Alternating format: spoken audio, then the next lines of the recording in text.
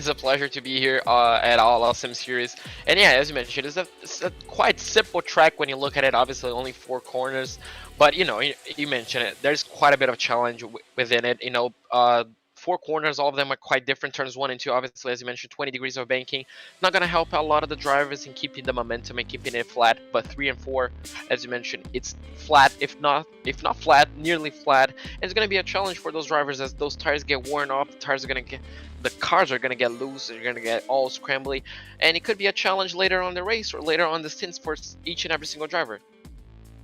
Yeah, absolutely. And once again, apologies for the audio issues to start off there, but howdy everyone. Once again, João Paulo Costa in for Devin Zimmerman tonight. I'm Emerson Arden, of course, rocking production commentary tonight. Vincent Cortez rocking our social media coverage. We're here, virtual, No Limits, Texas, again, for the first race in the second round of the Outlaws Sim Series playoffs. Let's get right into the point standings, as we had the eloquent description there of the beautiful Texas Motor Speedway by JP there. Now we look at the points here, and it's pretty straightforward. The points have reset, but Greg Holt, Joseph Causey, the two dominant drivers on the season, they clearly have been class of the field. If you look at the point standings, Jeremiah Stutzman starting to emerge as one of those front runners as well. Holt has a 35-point advantage over the cut line coming into today's race. Causey has 32 and Stutzman has 15. Then, this is where it gets really tight. Just like last round, there's a lot of drivers vying for only a limited amount of spots. You look at Tyler Markle, who's only 8 points above the cut line. Seth Berger, 6. Max Service, 3. Lingerfeld 2, and under the cut line, Brad Bothwell -2, Matthew Setzer -4, and Seth Fitzpatrick -7. That means, JP, that is 7 drivers within 15 points of each other going for 4 spots. Exactly. That's fantastic, obviously, to watch, and that applies big pressure to each and every single one of them. If you look at Markel, he's 8 points above the cut line, but a small mistake can easily take that away. And same for Fitzpatrick, he's 7 points below. But a nice race, a good, calm, controlled race could really set him forward in the standings. It could really help him stay in contention. Obviously, keeping himself in those playoff rounds. So for these drivers, it's take quite a bit of pressure, to the essentially to race, to get a good result, all that sort of stuff. Obviously, as you mentioned, Holt and Causey, they're quite comfortable up there, 35 and 32 points above the cut line, but they still cannot afford to make silly mistakes, let's say.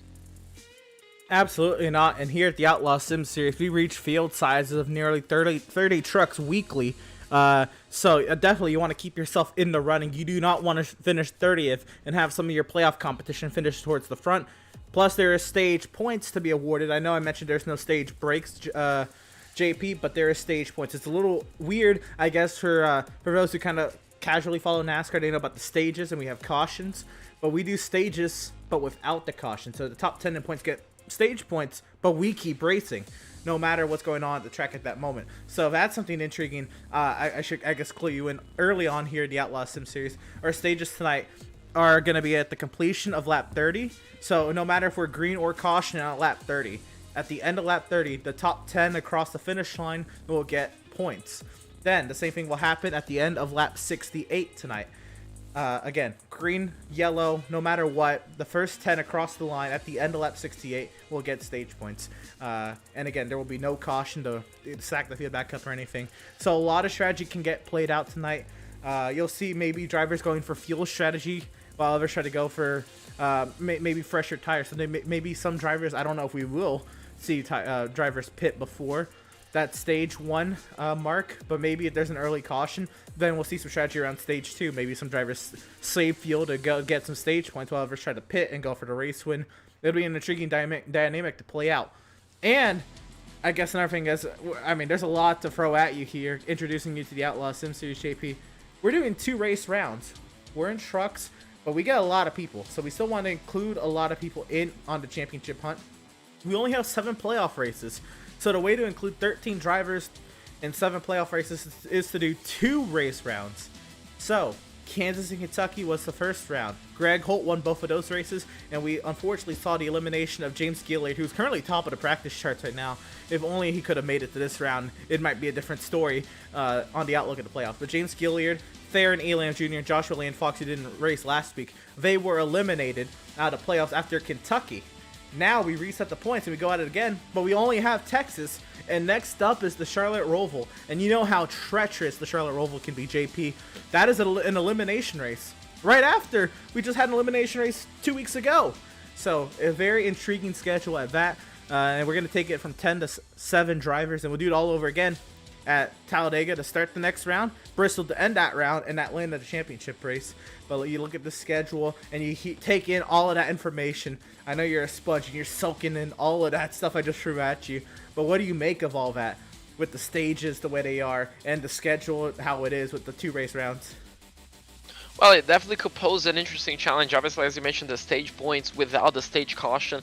That, it's quite interesting in my point of view. It really could throw, like I like to say, a spanner in the mix for some drivers, as some of them try to do, I guess, a different strategy than others just to guarantee some points early on or maybe in the midway through the race. And obviously, as you mentioned, the 2-round playoffs, they apply a lot of pressure to the drivers. Obviously, you have less rounds to kind of afford a mistake. You can't really afford a mistake. And whenever you look at this round, Texas, it's going to be a challenging race. But then Charlotte Roval, that is a fantastic race. I love Roval. I love the road courses. And seeing NASCAR trucks, the NASCAR, the big cars, and then the Xfinity, and obviously the truck racing, those are going to be fun to watch in the Roval. And with the trucks, with the last grip that they have, it should really pose a challenge. And, we could really see the results getting mixed up. And obviously Talladega and Bristol, those are kind of back to the oval kind of stuff. And then obviously the finale at Atlanta, well, only a few of them will make it there. We just have to wait and see. Yeah, absolutely. We used to have that championship 4 going at it at the Atlanta Motor Speedway. The craziness of that 3rd round. You go from Talladega, the big bad super speedway, to Bristol, one of the tightest short tracks on the NASCAR schedule. High speed short track at that. It's going to be very intriguing as we work our way through the rounds. But tonight we have 150 laps here at the Texas Motor Speedway, stages 30, 68. We'll be right back. On the far side of this break, we will have more pre-race coverage from tonight's Outlaws Sim Series, playoff race number 3, race number 18 on the season. Don't you go anywhere.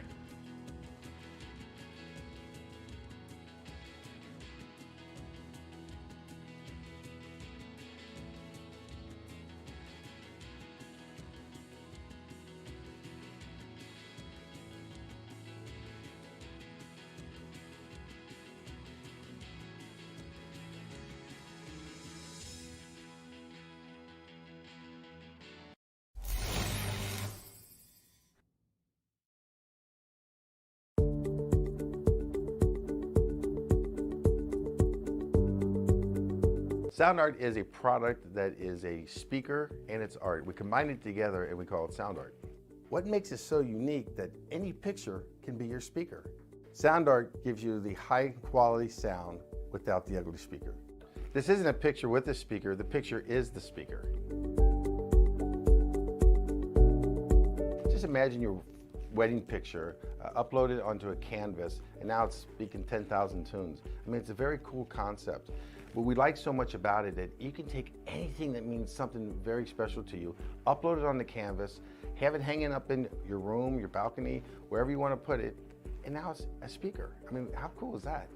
It's something that we have that and no one has. No one has this product. It's just a great gift to give anybody. It's just a neat concept. Around here we say, art never sounded so good.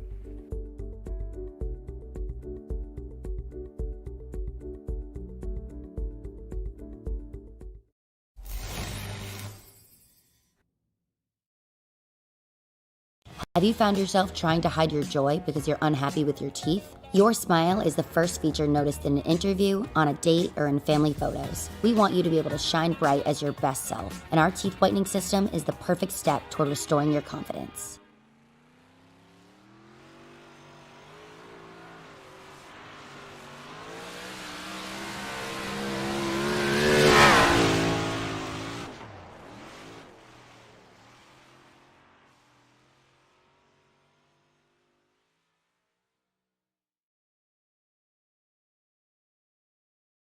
SoundArt introduces an entirely new way to listen to music in your home. By combining the best of 2 products, a revolutionary high-fidelity, low-profile Bluetooth wireless speaker with beautiful artwork.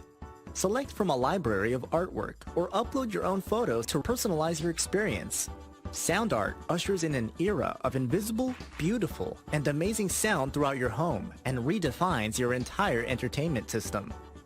The need to reclaim your floor space and rid your home of unsightly speaker boxes that need to be bolted to the wall is now a thing of the past. Our canvas is printed on high-quality permalite by Breathing Color.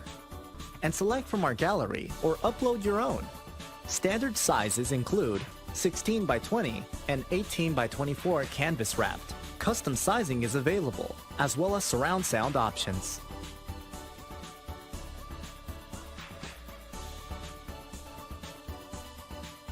After months of quarantine, we're all interested in how we can become our best self. The team at Permanent Makeup and Cryo is here to help you get the flawless makeup look every day without the extra effort or time. When it comes to your appearance, you deserve the best care that money can buy.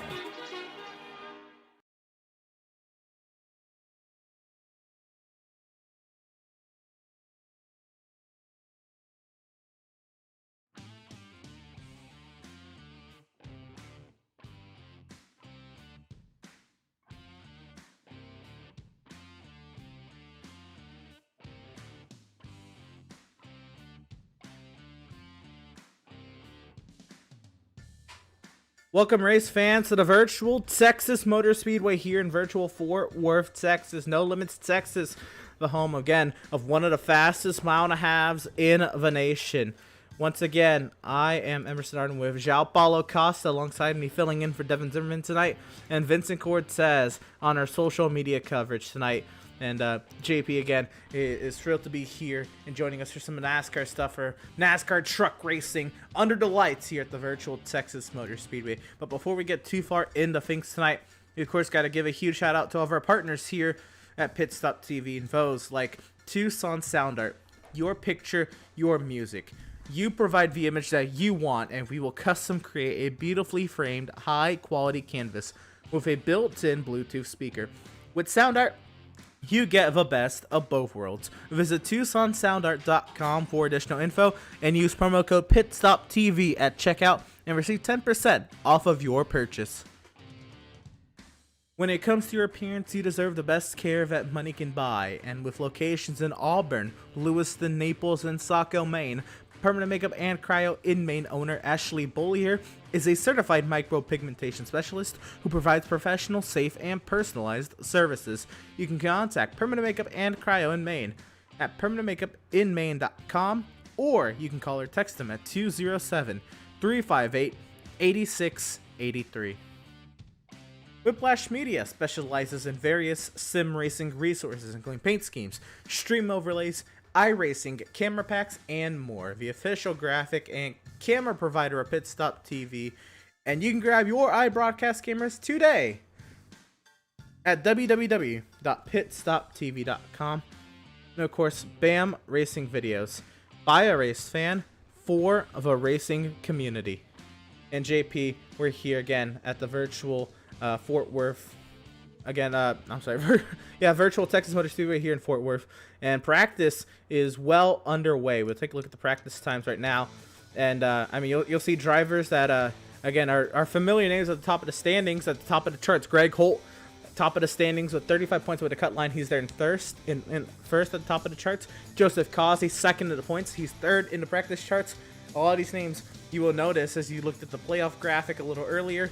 There on the practice charts, but one of those names, James Gilliard, he got eliminated last week, and he's second by 2 1,000ths.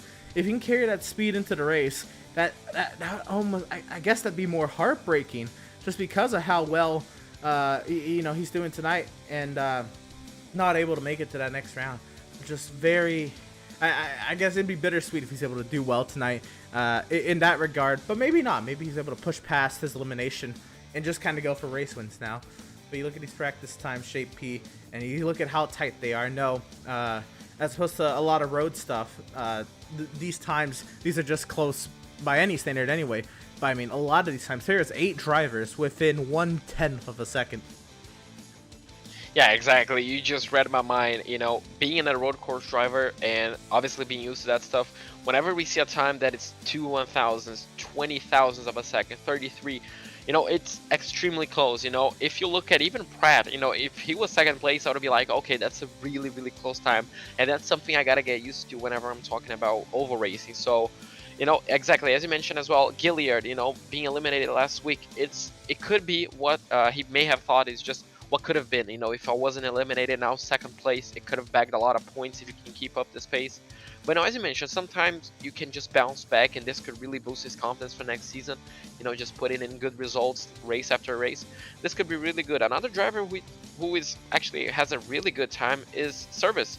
He's 16th point right now. He's only 3 points above the cut line, but he's 4th place. This could really help him out to maintain his positions in the playoffs. Well, absolutely, and actually that's one of the drivers I wanted to talk to tonight. Max Service, we wanted to talk to him last week. We weren't able to get a hold of him last week, but he had no problem facing the adversity he did at Kansas to pull through and have a very, not dominant, but I guess dominant in terms of making up that points deficit at Kentucky. Max Service, from the swing of last round with the detrimental race at Kansas to the phenomenal race at Kentucky, that set you up very nicely to make this round. What is your mindset even coming into Texas? Just run good, run solid enough that we can back it up at the Roval, really. That's all that really matters. I think we'll be pretty solid at the Roval. So it's all about this one. This one's kind of a little bit of a disaster for me. I'm not the biggest fan of Texas, but I don't know. We'll find out. I know you'll be more than, I guess, more than pleased to not have to kind of claw your way out of a deficit like last week if you're able to maintain that tonight. So what is your goal tonight? I guess what would you leave tonight feeling content with? Just finishing a top 10, some stage points? What is, I guess, the baseline goal for this 81? Want to go run at least top 3. That'd be wonderful. But I feel like at this point with the setup, I mean, like a top 7, that would probably be pretty good for us. That's usually where we run. I don't know. We'll see if we have it dialed in or not. We're a little concerned. It might be a little too loose right now.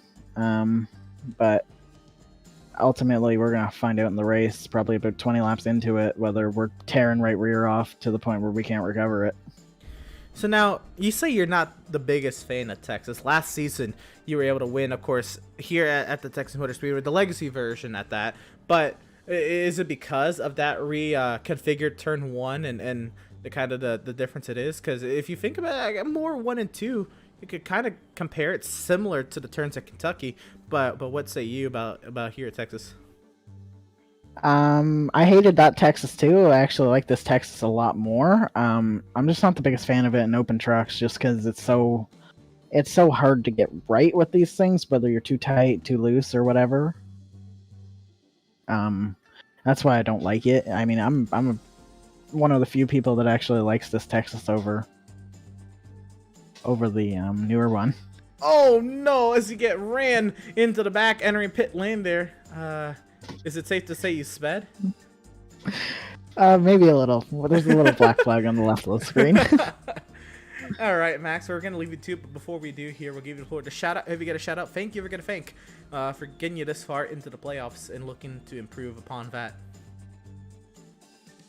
We got to give a shout out to Seth, all the people involved there, Liftworks, Flood Brothers, Mad Dogs, and of course Berg Arts. They do a lot for us on Sundays. I mean, you can see them when I was sliding past Seth's truck there. Right on.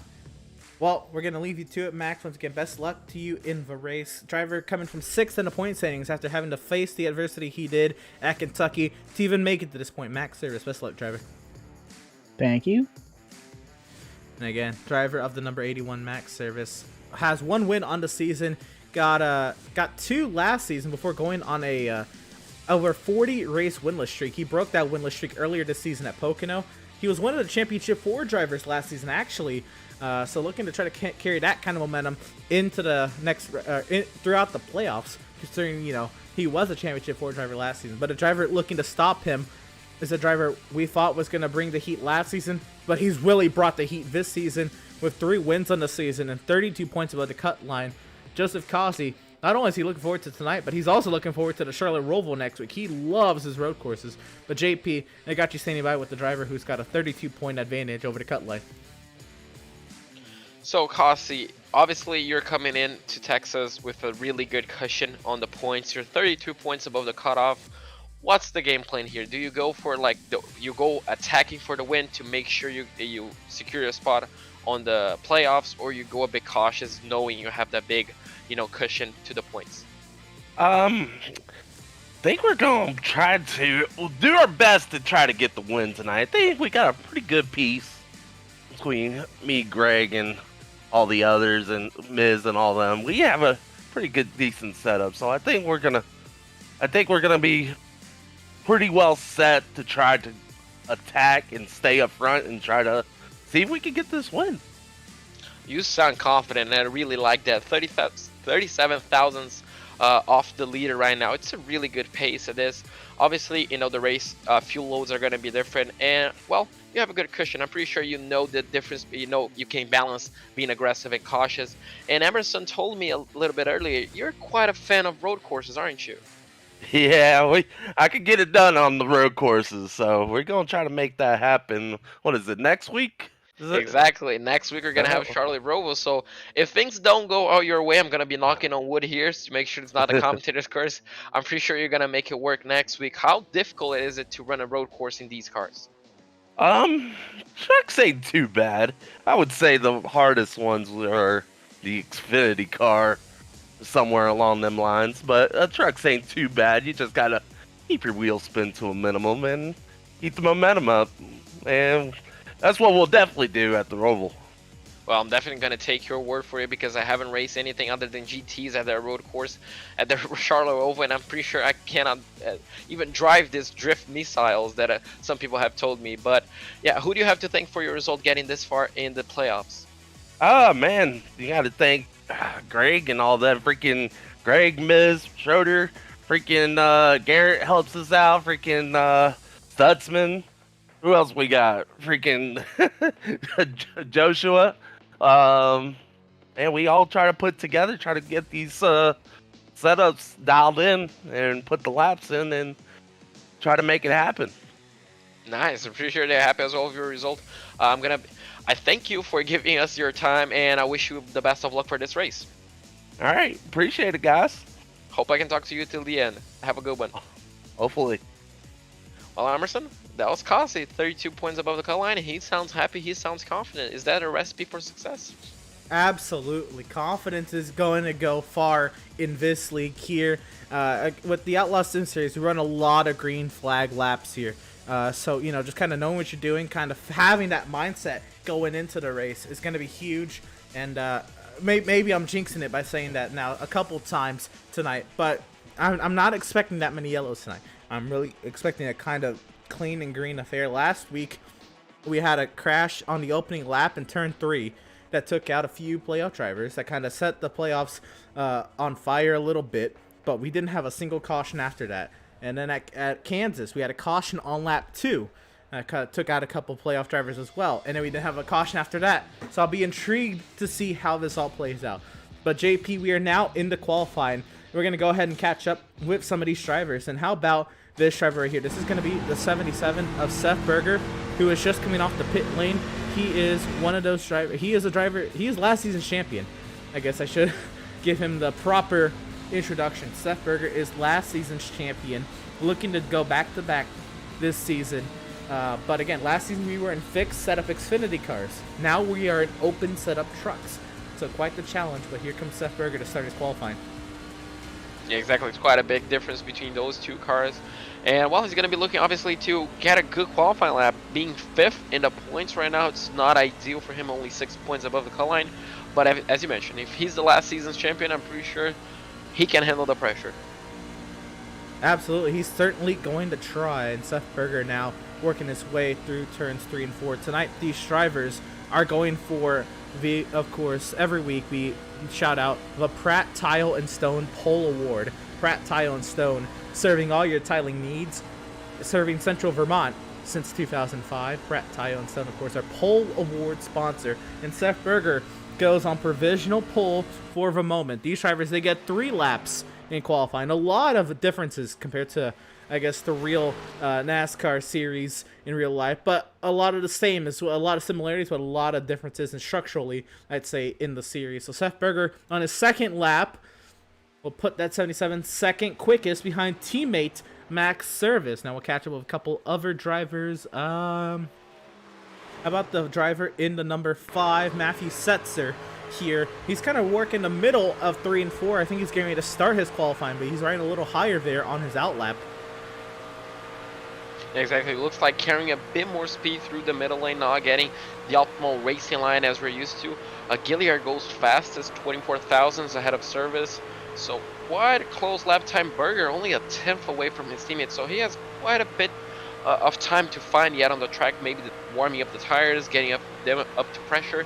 But Setzer as well, looks like Villalobos right now goes quickest, so quite a few drivers going quicker, even on their first lap, looks like it. Yeah, how about it, Julio Villalobos? I told you about Julio Villalobos running this series when we covered the Midwest Sim Racing Association, their truck series race. Goodness, what track were we at? Martinsville? Was that the one you covered? Yes. Yeah, I told you about that, and we also hit the Xfinity race as well. He ran the Xfinity race at the Roval. But yeah, here he is. This is Julio Villalobos, so kind of running a couple of series here on Pit Stop TV and trying to get his qualifying lap going here. Had a little trouble there. He kind of, actually, no, he went top of the charts. My apologies. What am I talking about? He reset. He's going to go at it again. Matthew Setzer, one of the playoff drivers, has just put it 6th quickest. And now we're going to get to the meat and potatoes here. We got, how about it, Joseph Kazi. He was the winningest driver this season before Greg Holt came and stole the show the last 2 weeks. Joseph Kazi looking to reclaim that crown at the top of the standings.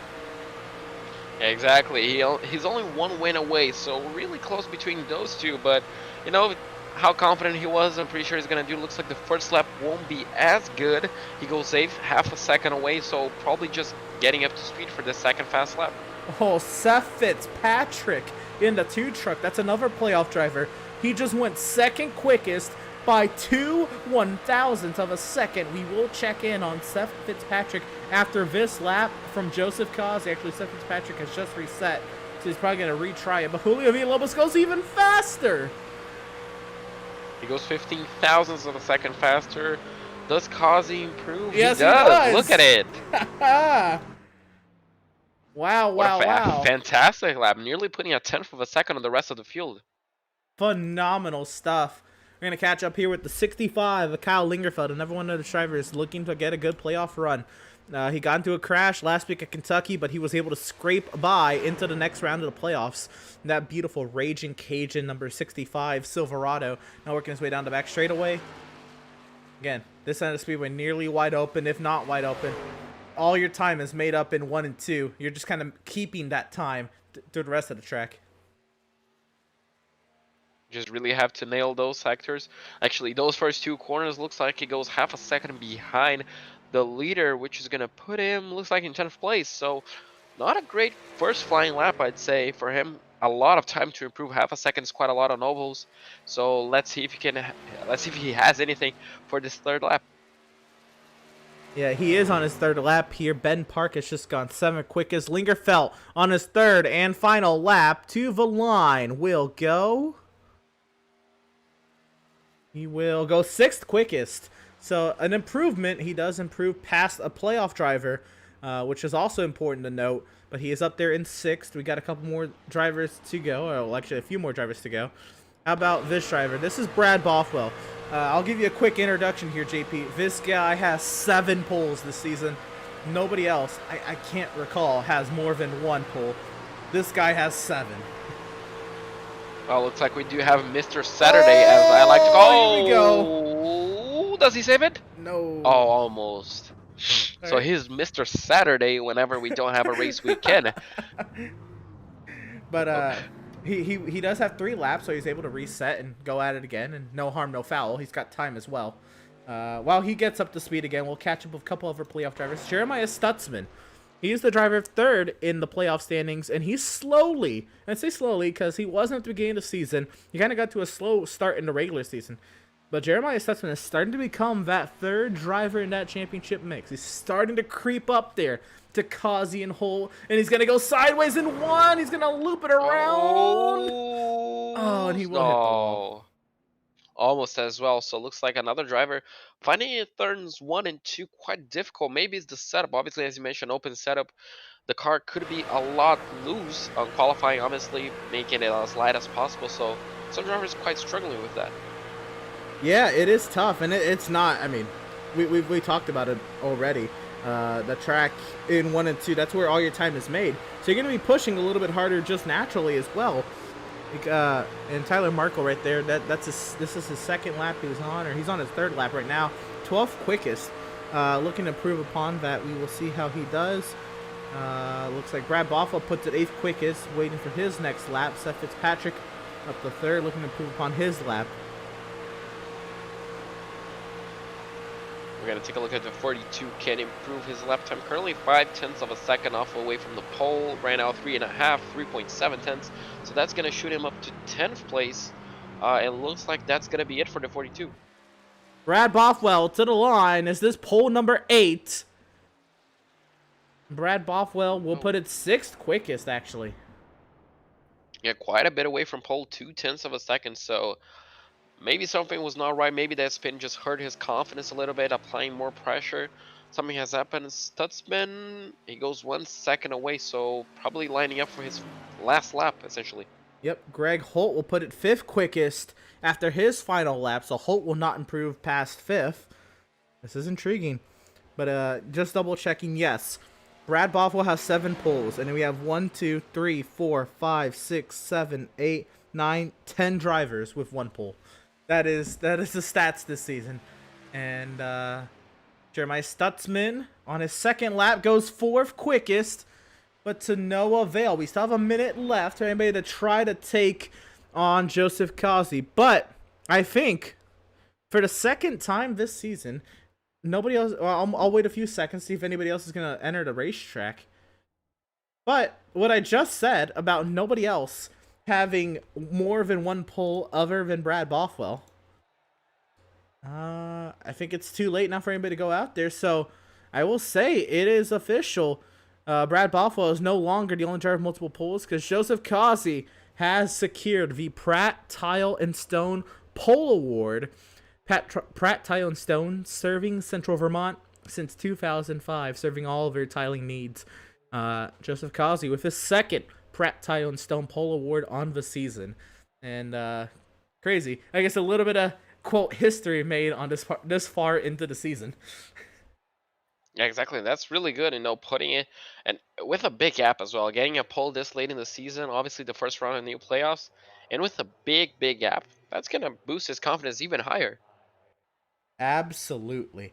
And, well, here we go. I think it is time. We should go ahead and get into our starting lineup for tonight's 150-lap race here in virtual No Limits, Texas. And we'll get right off to it.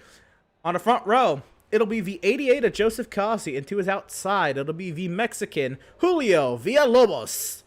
Row number 2, it'll be Seth Fitzpatrick in the 2, Jeremiah Stutzman in the 71. A couple playoff drivers looking to keep themselves up there and afloat in the playoff standings. Row number 3, James Gilliard, what could have been if he made it to this round of playoffs. Greg Holt will start to his outside there in 6th.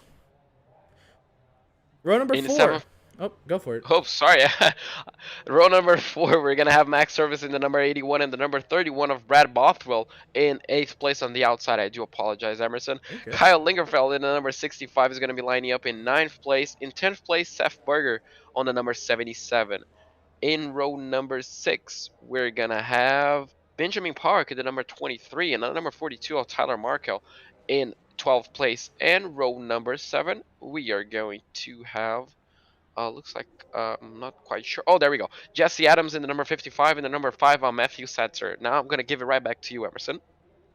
That's A-okay. We find our way back to row number 8. It'll be the 95 of Devin Smith, the 27 of Joshua Gaffright. Row number 9, the 24 of Jason Miz, the 69 of John Mickey. And in row number 10, it'll be the 48 of Garrett Velsey, the 47 of Andrew Schroeder. In 21st place, we're going to have Andrew Pratt in the number 75 and the number 63 of Randall Barnett in 22nd place. 23rd place, we're going to have Joshua Fox in number 66 and the number 96 of Matt Rogers on his outside. In 25th place, we're going to have Andrew Coer. The number 12, I'm not pretty sure how to pronounce that name, but the number 25 of Eric Pack is going to be lining up in 26th place. In 27th, we're going to have Doug Solms in number 67. That's our starting grid for tonight's race. Yes, it is. And, well, that is going to be the starting grid as these drivers get off on their formation lap. And there they go. The field of 27 trucks. Honestly, it's a relatively smaller field than what we're used to here in the Outlaws Sim Series. So that's intriguing to say the least. But here we go. We are having a little bit of trouble with the paint schemes. We're going to get those loaded up as soon as we can. But Joseph Cosby on the pole, Julio Villalobos to his outside, and we will get those paint schemes updated as soon as possible. But until then, a lot of the paint schemes are up, but not all of them. And just wanted to give that proper, I guess, acknowledgement there. We'll take a look at the weather coming into tonight. The lights are on. It is, well, it is cold here. We are in now November in Fort Worth, Texas. I know it's Texas, and I know it's in the South, but up north in Texas, it still gets relatively cool. 65 degrees the air temp, 67 degrees the track temp. Winds nearly 8 miles per hour out of the southeast here in virtual Fort Worth, Texas. And here we go. The field again, 13.5 rows deep of NASCAR Gander outdoor trucks. Open setups at that, getting ready to unleash the horses underneath these engines. Again, lower horsepower to those in the Xfinity and in the Cup Series vehicles, but as you said, less grip makes these vehicles harder to drive as well. The iRacing.com safety vehicle will make that left-hand turn into the safety of pit lane, and we're racing from the Lone Star State.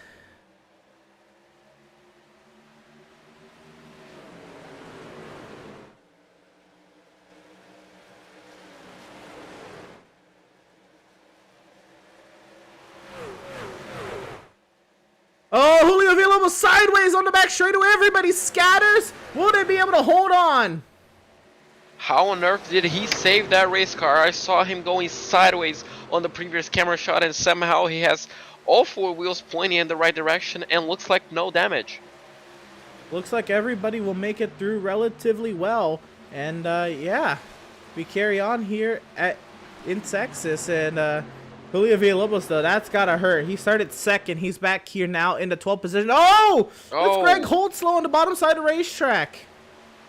Yeah. Oh, we got a wreck in the back. Oh, no. We have a big crash. I saw some names just essentially dropping off of the point sticker, and it looks like we're going to have a forced caution on lap number 2. And that was huge. There's a lot going on. We have a lot to unpack, and we're going to try to figure all of that out here in a second. Have a lot going on here.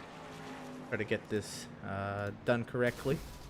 Oh no, and there went the engine on the 96. His day is effectively over, and that's unfortunate.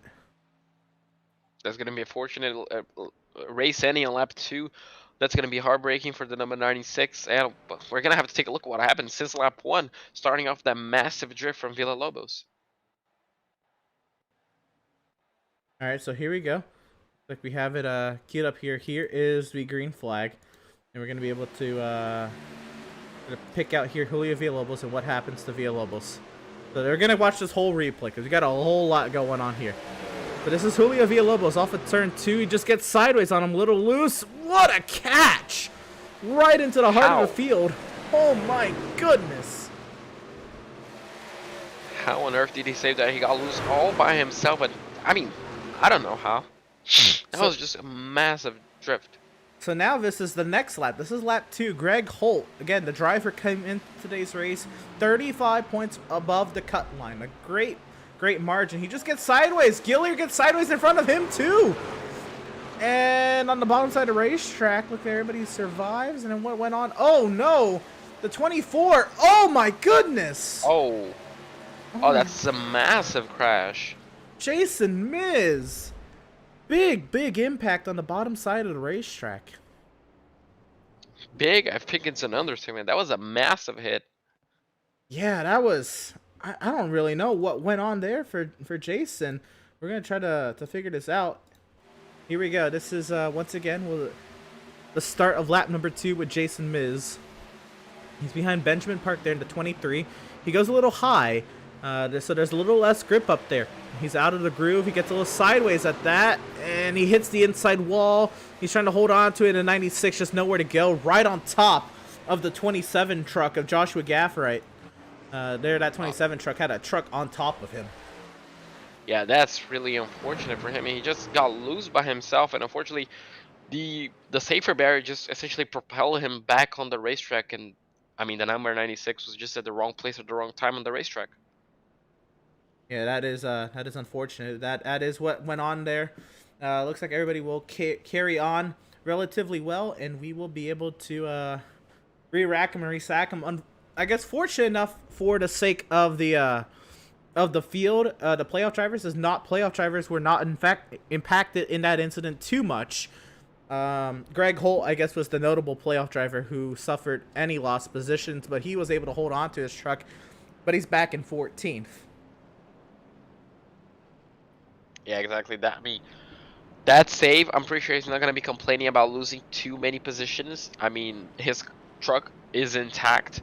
Somehow he mirrored the action of the number 33 who got lost right in front of him. So That's I'm not crazy. pretty sure. Yeah, I'm not pretty sure what happened, but both of them went in tandem, and not a single one of them got any damage. So they're quite further behind on the pack than I'm pretty sure they would like. But I mean, it's gonna make the race a bit more interesting seeing those guys fight back. Absolutely. We saw the speed out of Gilliard and Holt. Well, we know Holt's fast. He's won 4 races this season, but we saw the speed out of Gilliard in practice as well. So that'll be intriguing. But yeah, as you said, they both spun in tandem. And my assumption, my guess, is what happened there, along with the 71, is... well, first, I should say, the 3 of Greg Holt, the 71 of Jeremiah Stutzman, and the 88 of Joseph Causey. They're on the same setup. But you saw the 3 and the 71 both get sideways there. And my assumption is we're at nighttime. The track is cold. I mean, 67 degrees Fahrenheit, that is a cold track temp for most drivers, or for most tracks. But it is cold. And right now, I forgot to even mention, we have the lane choice going on right now, so drivers are able to pick which lane to get the restart in here. We'll catch the tail end there. It's been a little bit since we've been able to catch the lane choice. But my assumption, anyway, for that incident, I think for all of those drivers, is that the track is just too cold, and their tires did not get any heat in them yet. It could be 100%, and obviously on turns 1 and 2, lifting obviously may not even be turns 3 and 4. You might not make it flat as well, but you know, lifting and maybe braking and getting back on the power might have just spun them a little bit. We saw 3 drivers essentially doing that, 4 if you count Villalobos as well. So Right. you know, it's early on in the race. Obviously, as you mentioned, they didn't get a lot of laps to heat up those tires, so it could be 100% temperature, and we're just gonna have to wait and see if it happens again on the restart. So fortunate enough for the playoff drivers that there was no, I guess, any playoff casualties, except something happened to Brad Bothwell. He did not take the green flag. So maybe he was not able to race tonight. Maybe he only qualified to get the points, but Brad Bothwell did not start this race. And out of this race right now is Jason Miz and Matt Rogers, but the iRacing.com safety car will pull into the left lane there and pull into the safety pit lane and hand the field off to the 88 of Joseph Causey once again. We'll try this again. We're green from the Lone Star State.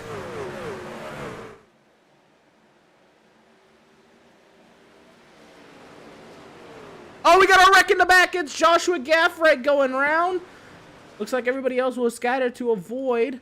But Joshua Gaffrey is slow on the speedway there in 1. But no caution. Don't see a caution yet. There is a caution now. So race control has called the caution, and the drivers are slowing down. Then they will throw the iRacing caution, just to kind of keep everybody queued up relatively well. But yeah, so there wasn't a caution initially, but I guess Gaffrey decided to radio over to race control and thought that was worthy of a yellow. So we'll go ahead and take a replay, and let's see what happened. And now the caution is officially out on iRacing.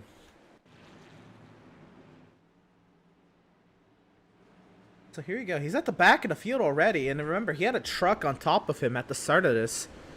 Let's see what happens here. The green flag is out on this replay. He gets going. Tyler Markle looks his inside. Oh, Oh, the 42 just got a better start and they came together. I guess Gaffright was kind of looking forward because there wasn't too many trucks behind him, and Yeah, exactly. didn't Just really came back on notice. the racing line. Yeah, 100%. Hey, I think the 42 saw the lane, but Gaffright didn't, I guess, notice the 42. I think that's essentially what happened. Unfortunately for him, but looks like not quite a lot of damage. Maybe just a tiny bit on that left rear quarter panel, essentially. Only time will tell, but looks like the front end has a bit of damage, actually. We're gonna try this one more time, and we're gonna watch the in-car of Tyler Markle to see what he saw on this replay. And here we go.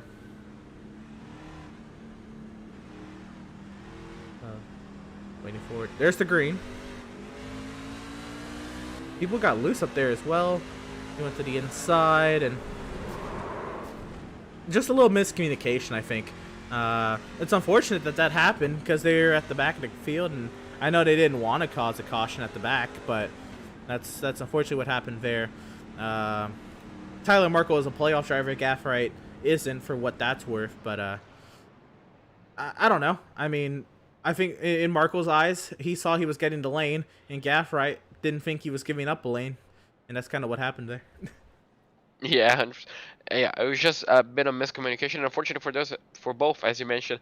Luckily for them, since they were in the back of the grid, not a lot of positions to lose, and they can just essentially restart. Maybe a bit of damage to both of them. We'll see how that affects their race cars throughout the race. But it's still only lap 10, and well, the restarts are getting quite interesting, aren't they? Absolutely. And one driver they are getting interesting for is the driver of the number 77. I want to bring up this driver, last season's champion, Seth Berger. Welcome back up to the booth, driver. Up here in the second position, Seth. Restarts, they've been a little hairy because of these cold tires, but what say you? Yeah, this truck is also very sketchy, but it's just being at the right place at the right time. I went from 10th to 2nd now, 10 laps in, so that's looking good. The start of this race is looking good. Really want some green flag runs. I'm not one for, I'm not a fan of restarts, honestly. I like being in my zone, turning my own laps, but yeah, doing good. We'll see what the truck really has once we get a green flag run here, and curious to see what the fuel situation is. But yeah, glad I'm running good with this throwback paint scheme to the championship last year. Yeah, absolutely. I was going to say that scheme looked a little familiar. We noticed it really last week. What decided, I guess, what came to mind for you to run the scheme you ran in the season finale last year? Just needed to make the orange numbers and orange rims look good, man. And this was a beautiful car that I made for the championship, and might as well just start running it, man.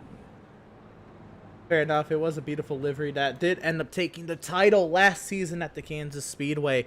So you're in the playoffs, obviously. Fifth in the points coming into tonight's race, 6 above the cut line.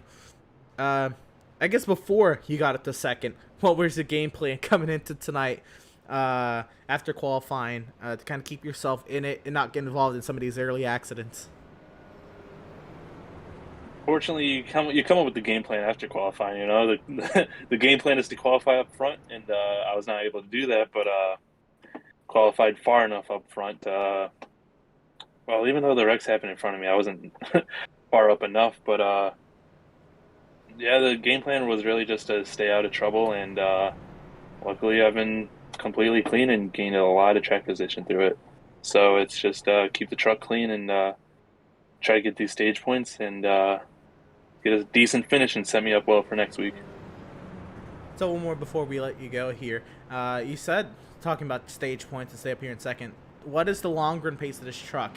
Do you really know? Is there any benchmark for you to really gauge it, or are you kind of learning as we go here? Learning as we go. The handling goes away from it a little bit. We'll find out how bad that really is and how it compares to other people, because that's what I do most weeks, man. It's hard to tell how good your truck is on the long run. Like Kansas, for example, I thought it was good on the long run and had to have been the worst truck I've ever driven for a long run. So we'll see here. Right on. Well, y'all have made your choices. You elect the outside lane again. We're going to leave you to it, driver. But before we do, we get forward to a shout out. Who get a shout out? Thank you. Ever get a thank? Thanks, Burger Nation, for supporting me, man. Right on. Well, that is driver of the number 77, last season's champion, trying to go back-to-back in Outlaws Sim Series competition on the seasons. He's got his teammate Max Service right behind him for this restart, and they're going against pretty much their biggest threat to making the championship for this season. Both Seth Berger and Max Service made it last season, but Joseph Kazi really looking strong to make it this season. Yeah, exactly. Some drivers are looking really strong, but this start for the number 77, I mean, as he mentioned, starting 10th place already up to second. It's exactly what he needs in this time of the playoffs. Yes, I mean, I'm pretty sure he's going to be shooting up for that first place. And this track, it's so hard to pass once we get green and once everybody gets single file. It's so hard to pass. You can only pass in turn 1. You can't really pass in 3 and 4 because everybody's going wide open. So the fact that he made up 8 spots on restart is phenomenal. The iRacing.com safety vehicle will find its safety in the pit lane. And we are racing from No Limits, Texas.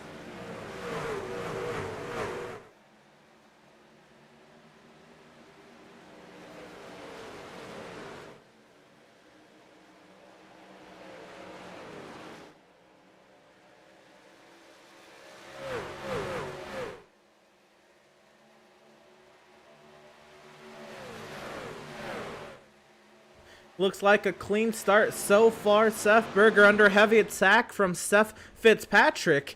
And Max Service there in 4th. They're trying to tail up to Joseph Kazi. And how about Julio Villalobos up to 5th after starting 2nd and falling back to 12th? Exactly, a perfect start for him, a perfect restart, I should say.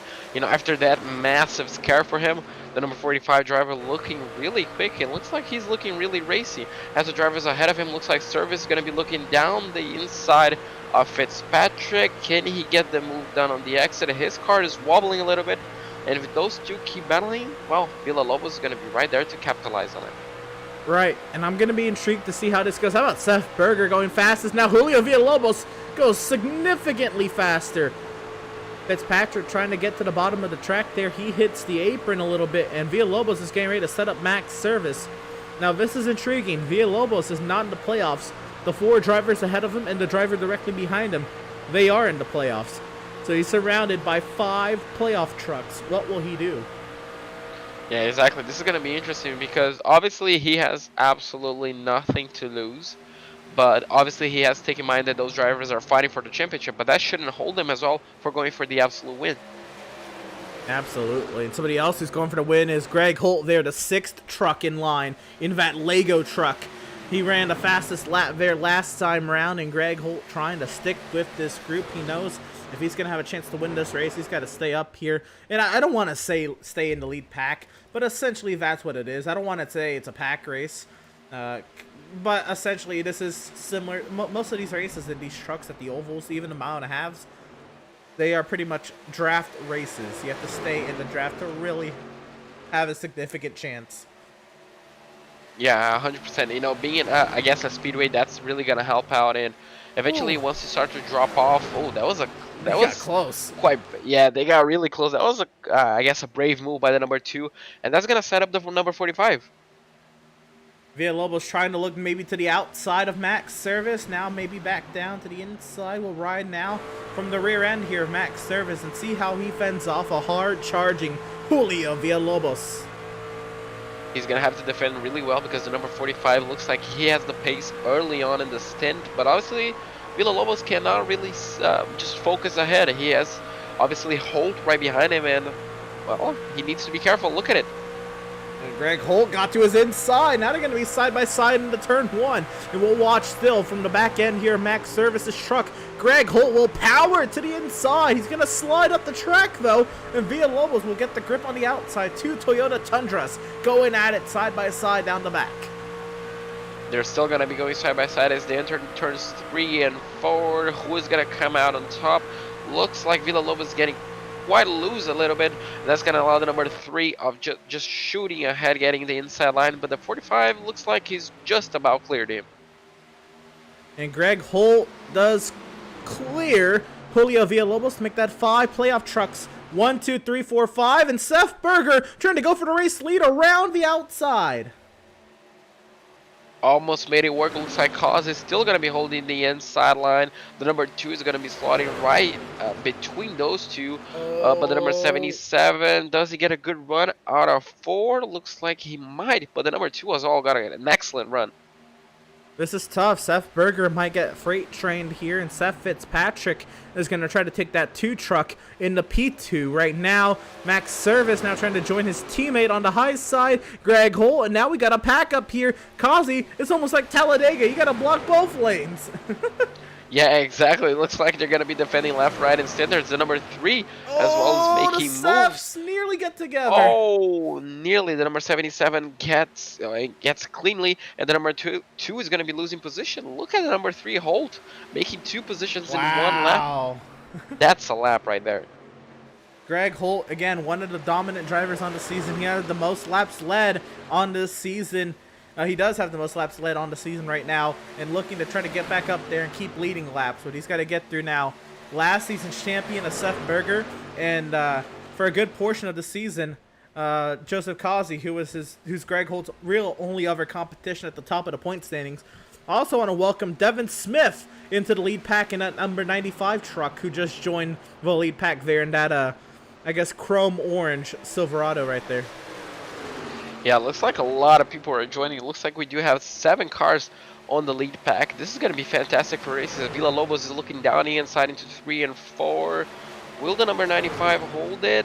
Oh, looks like they're going to be really close, but looks like they're going to be holding position. As further ahead, the number 3 Holt still making moves in that beautiful, I might say, Lego race car. The Lego machine, the Lego Maego machine. Greg Holt trying to power up the inside of Seth Berger. Will he be able to get the pass done? We look back for Max Service, and he did get clear there of Seth Berger. Now looking for Max Service's point of view there. Looking on at the battle scene. If Seth Berger has anything for Greg Holt, looks like they'll stay in the line here. And now Greg has gone up to second, but it's his teammate ahead.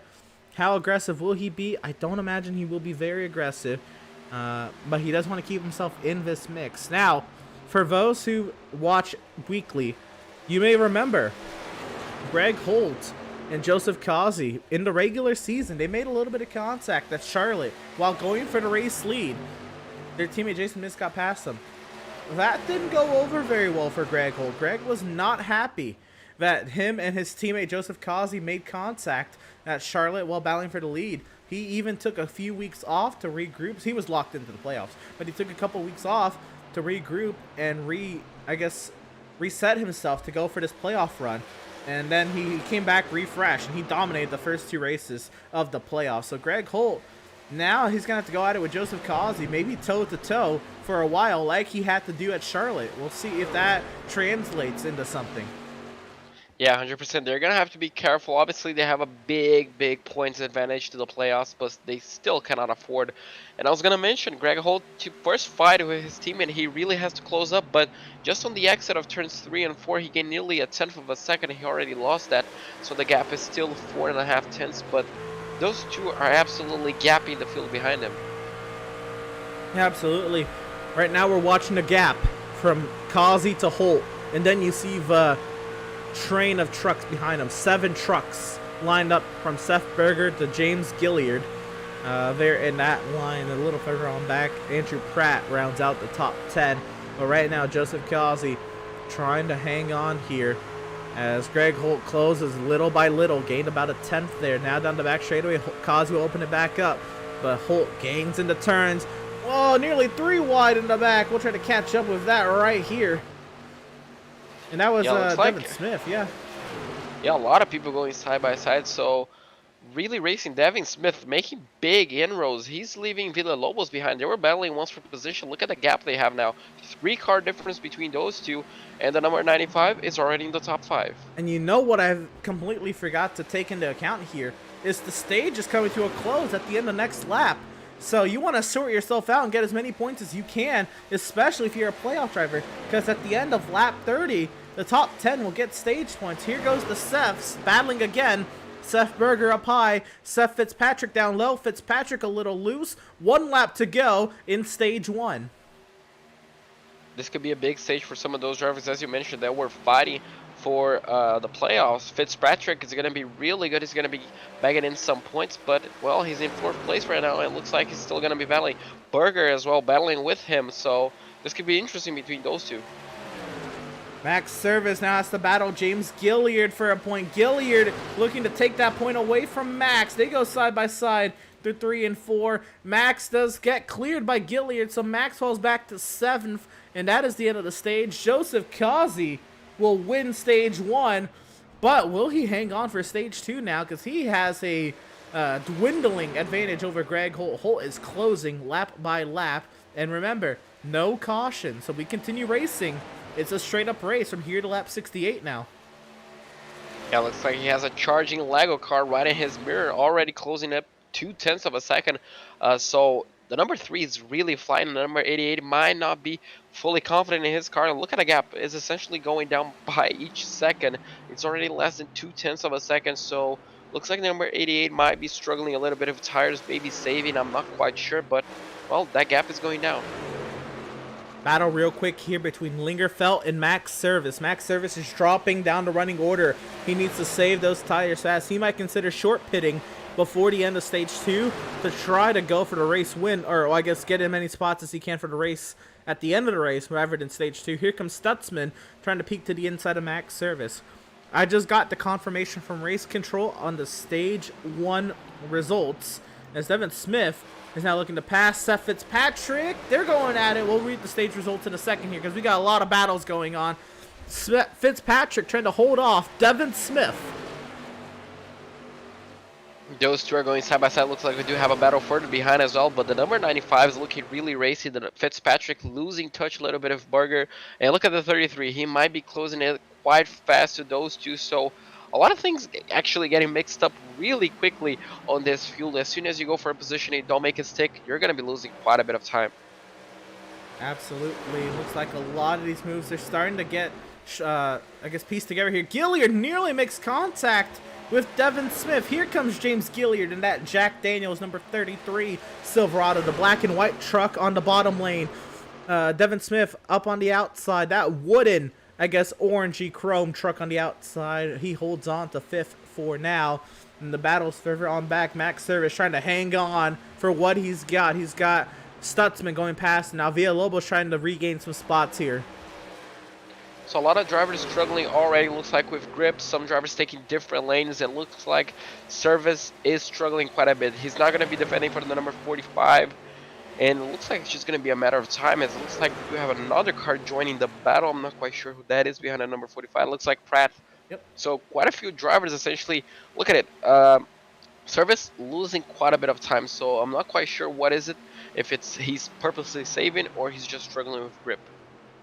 He may be struggling for grip. Some of these drivers that are coming through the field, like the 95 of Devin Smith, the 33 James Gilliard. I will check right now. James Gilliard, he has pitted 4 tires in this race on one of those cautions. Greg Holt has pitted. Jeremiah Stutzman and Andrew Pratt, they have pitted. Everybody else up here in the top 10, they have not pitted. So that is something to count as well. The drivers who did and who did not pit. Real quick, I'm going to go through the confirmed stage 1 results from Race Control. Joseph Kazi wins the stage. Greg Holt 2nd. Seth Berger 3rd. Seth Fitzpatrick 4th. Devin Smith 5th. James Gilliard 6th. Max Service 7th. Kyle Lingerfelt 8th. Julio Villalobos 9th. And Jeremiah Stutzman rounds out the top 10. And stage 2 will be scored at the end of lap 68. And we're seeing the grab bag right here. The driver's on fresh tires, the driver's on old tires. Gilliard has fresher tires here by about only 4 laps. He pit on that first caution. But they still, 4 laps, you'll see the difference right about here. Exactly, might not sound a lot, but even a little bit newer rubber, it's really going to help you out. And, well, looks like it's helping him out. Number 33 making quite a few moves. Oh, and he's going to get past the 2 right here on the outside lane. He's going to try. He got very tight there. Or not tight, but he got close to the rear end there of the 2 truck of Fitzpatrick. Now looking to go around the outside. And look at Kazi and Holt. They are gone. But Kazi's still ahead of Holt. And actually, Kazi opened up the advantage a little bit. It stayed at 3/10 that time around. James Gilliard will pass Seth Fitzpatrick. And now the 95 of Devin Smith will pass Seth Fitzpatrick as well. Fitzpatrick did not pit. And he's just trying to hang on here. Yeah, exactly. He lost 2 positions in 1 lap. Not great for him. And the number 95 and the number 33 is still going. It looks like in tandem, essentially overtaking one car after the other. Their next target looks like it's going to be Berger for 3rd place. So we're going to have to see if both of them can go together. Now this is intriguing. Devin did not pit either, but he looks like he has saved a lot of tire early on here. So he might go for James Gilliard here, and he has not pitted the 95. Yeah, 100%. He looks really racy. I'm not pretty sure if his setup is just a little bit better on tires, but I mean, he's hanging on to the number 33 and not letting him go. Looks like he may even be a bit quicker. You see here, there's Devin Smith trying to size up James Gilliard right behind him. And I've said this a few times, especially most of the people who watch the Outlaws Sim Series, they know. But since you're new to the series, and anybody else who's new watching, I think I should kind of give a little bit of history. This is a series. Oh, well, maybe in a moment here, because Smith nearly got to the rear end there of James Gilliard. It looks like I'll have to try again in the turn 1 next time around. But really quick, this league ran since like 2014, 2015, back on consoles, on the PS3 and the PS4, on those NASCAR games. Then we transitioned over to iRacing. I used to broadcast them back on the consoles on NASCAR Heat 2 and Heat 3. Trying to see what Devin Smith does here. He can't make the pass yet. He's trying to, though, Devin Smith. We came over to iRacing, and last year we ran an Xfinity Series season as the first season for this league on iRacing. But a lot of these guys know each other because they used to race on the PS4 together. So a lot of these drivers in this league, they all know each other. They've known each other for years. So I think that's an interesting dynamic, is that a lot of these guys, they are friends. Now there's some new ones. Greg Holt, I don't think raced with us on the console. But I know Kazi, Berger, Gilliard, Smith, Lingerfelt, Stutzman, they all raced on the console. And there's a lot more throughout the field as well that raced back with us on console. So it's a nice little mix, but a lot of this group, they've been friends. I've been friends with them for a long time. Yeah, this is a really interesting take because obviously you being friends is gonna help you out and it's gonna make the racing a little bit more fun. Looks like number 95 might get him past finally the number 33, so it's gonna be interesting to see the pace that he has. But obviously, the downside is you learn how the people race, so you're gonna be taking a look at individual drivers and knowing how they'll attack each corner, how they'll defend, their driving style. So you may prepare yourself differently to one of them. It looks like the number 33 might be going down the inside of the number 95. Yeah. Oh, they nearly go to the middle lane. That was high up the racetrack. Kyle Lingerfelt, he is showing up, and he has not pitted either. So Lingerfelt, Devin Smith, they've been very good on their tires without pitting. And it's starting to show here. Lingerfelt trying to see if he can get into the top 5 here and kind of rival some of the front runners. And remember, I say remember, I really haven't said it really yet. The fuel loads on these trucks, they're close to 50 laps, but they're not exactly. Then you have to think about the 2 caution periods that probably helped a few laps. So we are going to see pit stops before the end of stage 2. But is anybody able to save and maybe make it to that end of stage 2 at lap 68? You're going to have to take a look at who's saving, but Emerson, I was just taking a look at the timing sheets. Look at the gap between first and second. Oh my goodness. Kazi's absolutely gone. And I didn't want to cut away from that because there's a lot of trucks right here. Passing the lap truck there of Gaffrey. Oh, near contact. Lingerfeld hits the apron, trying to hold on to that 65. Looks like they carry on, but Lingerfeld's loose. They have to keep racing through the quad oval. But to your note there, JP, yeah, we haven't really kept tabs on that battle because they got close, but they didn't really get too close, and then Joseph drove away. And I have to say, that's probably from Greg Holt having to race through all the trucks and wearing out his tires a little bit, while Joseph, he's been leading the whole time. He has not had any dirty air. He's not been tight. He's just been able to baby his tires and keep his tires happy. Yeah, 100%. That may have been due to traffic, and well, now the gap is just keeps on increasing, and those newer tires are well just helping him out a ton. And the gap is going to keep on building. Looks like we're already 1.5, nearly 1.6 seconds.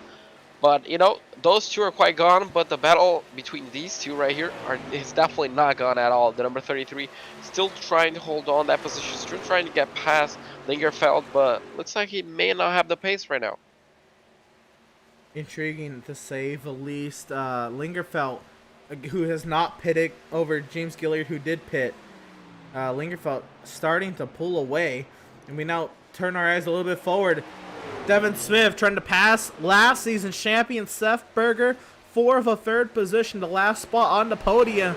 They're going side by side into turn 3.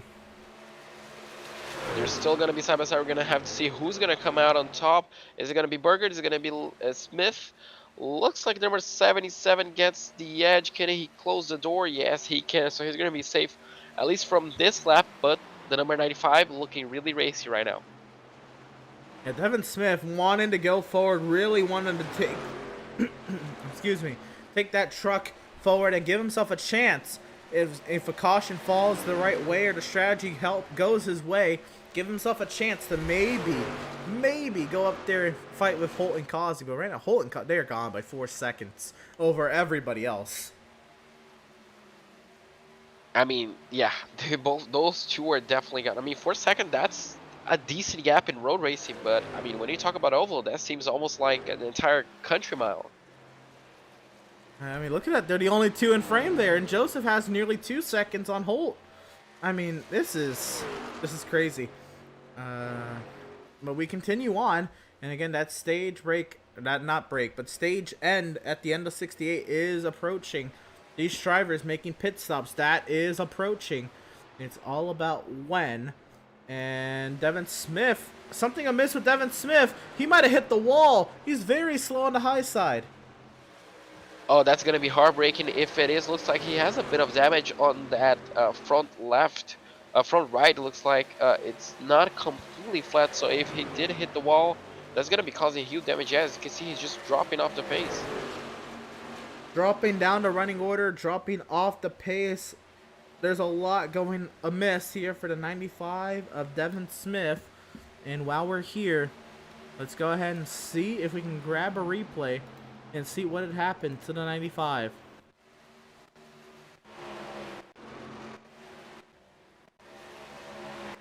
So here we go. This is back with Seth Berger. This is a couple laps ago. Devin Smith trying to find his way around the 77. And Devin Smith has not pitted, neither Seth. But Devin had the run through the corner. Oh, Seth got a little sideways. He tried to avoid him, and oh no, he just tried to avoid him, but he hit the wall. And that was a big hit. That was not a small hit at all. Now, will he bring it down pit lane to get that fixed, or just a tiny bit fixed? Because if things continue the way they are, he's going to be losing quite a bit of pace really quickly. Well, I'll say this. The pit lane is busy. There's a lot of trucks on pit lane right now. Seth Berger, Joseph Causey, Julio Villalobos, Seth Fitzpatrick, Kyle Lingerfeld, Devin Smith, and more. And still out there now, Max Service is coming down the pit lane right now in the 81 truck. Everybody just all of a sudden decided to come down the pit lane. That's going to make things a lot busier. Looks like it's going to be shaking up things a little. We're going to have to see who saved a bit more fuel. Looks like Holt is not in yet, so is he 2 laps out already? Well, here comes Greg Holt right now. Yeah, that was 2 laps longer than Joseph Causey. We're going to bring up our pit timer here. We'll get to see the entire trip down the pit lane for Greg Holt, and we'll compare it to Joseph Causey's trip down the pit lane. James Gilliard has taken the lead over Andrew Pratt. Now Tyler Markle has stayed out. Benjamin Park, Joshua Landfox, Jesse Adams, Andrew St. Cour, Doug Solms, and Matthew Setzer have all stayed out thus far. Jeremiah Stutzman there in the pit lane as well. There's Greg Holt. Here comes Joseph Causey. He's coming through turns 3 and 4 right now. Joseph has been on the pit lane. Oh, was that a stop truck there on pit exit? That's intriguing. But Greg Holt is down and away. 39 seconds. Causey is already passed. There he is. There's Causey. Past Greg Holt by a mile. Yeah, the I guess the pit timer when they were stopped, it's only 0.2 of a second. But those newer tires, those fresher tires, may have just been the difference between that gap, which is currently, well, I cannot see right now, but looks like it's gonna be well over 4 seconds. No, not a well over, but maybe 4 seconds. Yeah, we'll wait for everything to cycle out before we, I guess, call anything. There's a lot of damage on that truck right there, that truck with green rims. How about the 66 Joshua Lane Fox going down and away? Now Andrew Pratt pits. Tyler Markle is still out there. Andrew Pratt on the pit lane. Andrew St. Cour stays out. Pratt in the box there. You see all those blue lines. Those are IndyCar pit boxes, by the way, so don't get confused by those, but those are for the Indy cars when they race here. Those blue marks on the pit lane. Could be a new target for them to hit. Looks like it's lining up perfectly on the middle of some of those pit boxes. Pratt with one of the quickest pit stop times, 14.6, 0.2 of a second quicker than our previous leader. So, I mean, Coyer looks like he's only 8.1 seconds. Is he coming back down into pit lane? He pitted on earlier in the race on one of the cautions. So this is actually his second time on the pit lane, but he pitted under one of the on the yellow flags early. Doug Solms is in as well. Tyler Markle is now coming down the pit lane. Here he comes, the race leader. So those drivers that pitted early during the yellow flags, looks like they have a lot more fuel on board. So I'm not pretty sure there was 6-7 laps extra. Could that pay off in the end, Emerson? It could. It opens the door to strategy. Everybody can go about 50 laps. We saw at Kansas. Not everybody could go only about 47, 48 laps. And that's a similar sized track. Jesse Adams is still out there. So Tyler Markle, by going this long, he gives himself that cushion. If he can only go 47, 46 laps on gas, he can make it to the end on one stop. Jesse Adams as well. So that'll be intriguing. Everybody else may have to make a second pit stop. Tyler Markle may make this race on one pit stop. That could be a really, really interesting challenge. Obviously, the challenges of making one stop could be the tires. Those could be the deciding factor. Absolutely. And, I mean, when you talk about tires, look at the gap between Adams and Holt. Well over 3 seconds between those two. Between Causey and Holt, not Adam and Holt. Causey and Holt, 5 seconds already. So I got it wrong. And, well, the gap is even bigger. It looks like Holt might be under challenge from Berger in a few minutes. So here's the thing with that, though. Greg does have 2 lap fresher tires, and if they are close on fuel, Greg has 2 laps more fuel. So there's a lot to go on here. Maybe Joseph just knows he can't make it to the end on a one-stop strategy, so he's gonna have to make it to. Oh my goodness! How about this pack here? This is Gilliard, Fitzpatrick, and Villalobos. This is her 7th. They're all in a pack right here. This is interesting to see. Number 33, number 2, and the number 45. All of them looking racy at one point in the race. Looks like the 33 is having the best race so far, currently in 7th place. But, I mean, those two are going to still be battling. Looks like we do have, is that 2 Toyotas and 1 Chevy? Yeah, behind them, that is the 96 there. That's a lap truck. The 96. Who is that? That is Matt Rogers.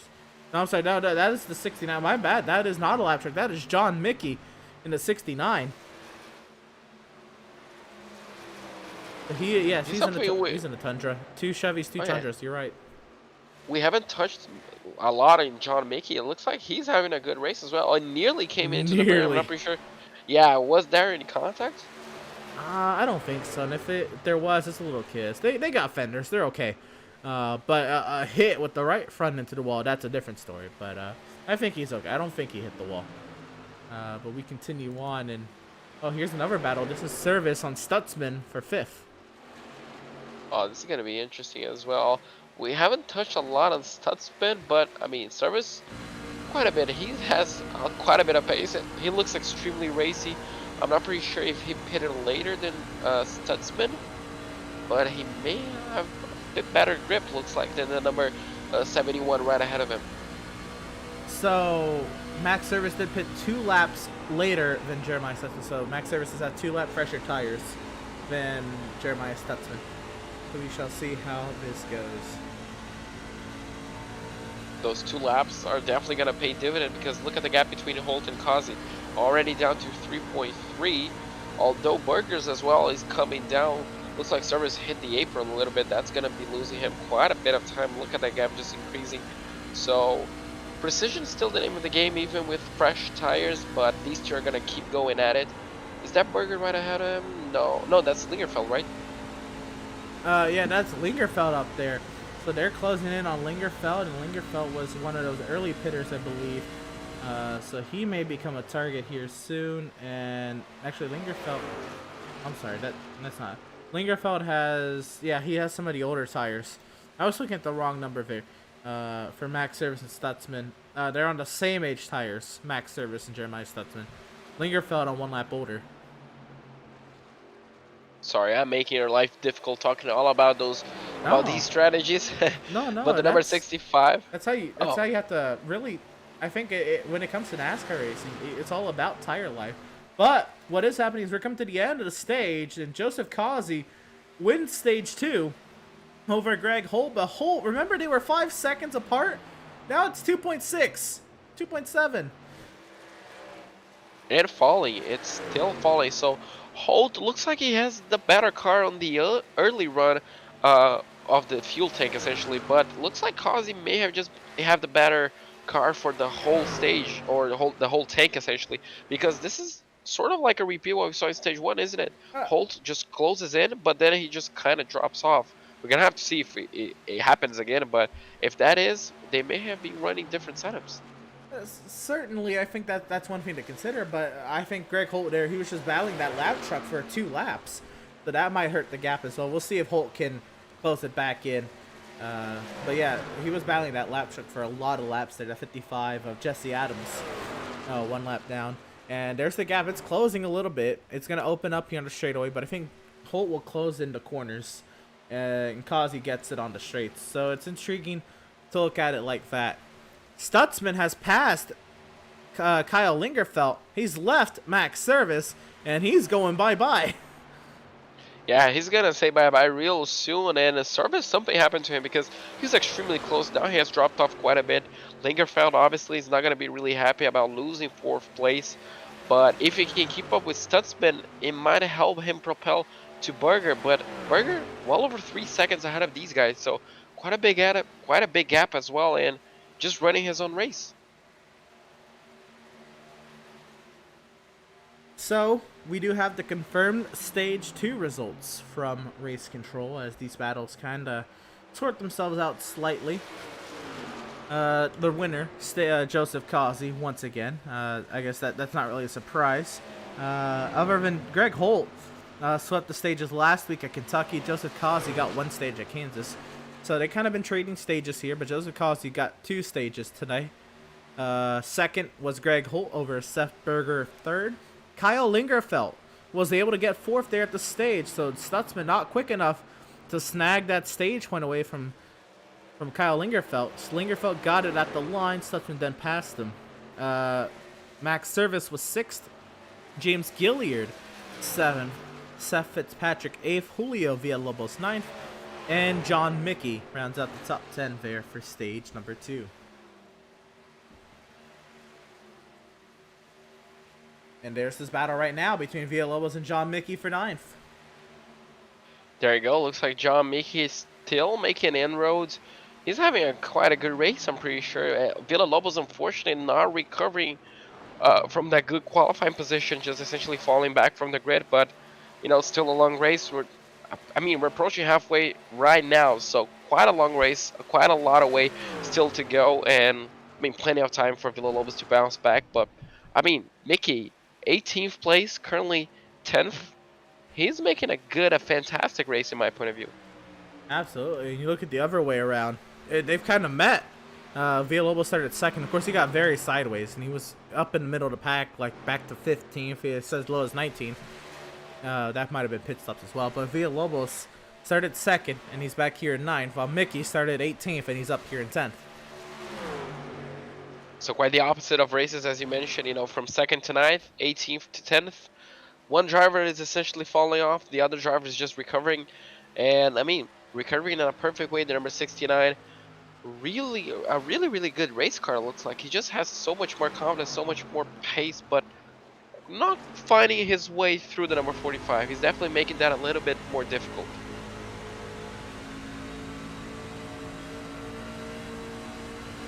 John Mickey trying to set up Villalobos. I don't know if he can pass into 3. But just sitting there, putting the pressure, looking to the inside. He can't get there. I think if he's going to make this pass, it's going to have to be here into turn 1. He's kind of sending it. They're going to go side by side, maybe. Villalobos might get the run off the corner. We'll see here, off of the corner.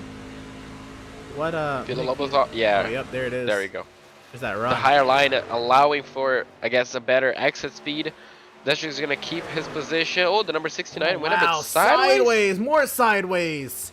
Yeah, that was a big moment for him. But, I mean, saved it fantastically well.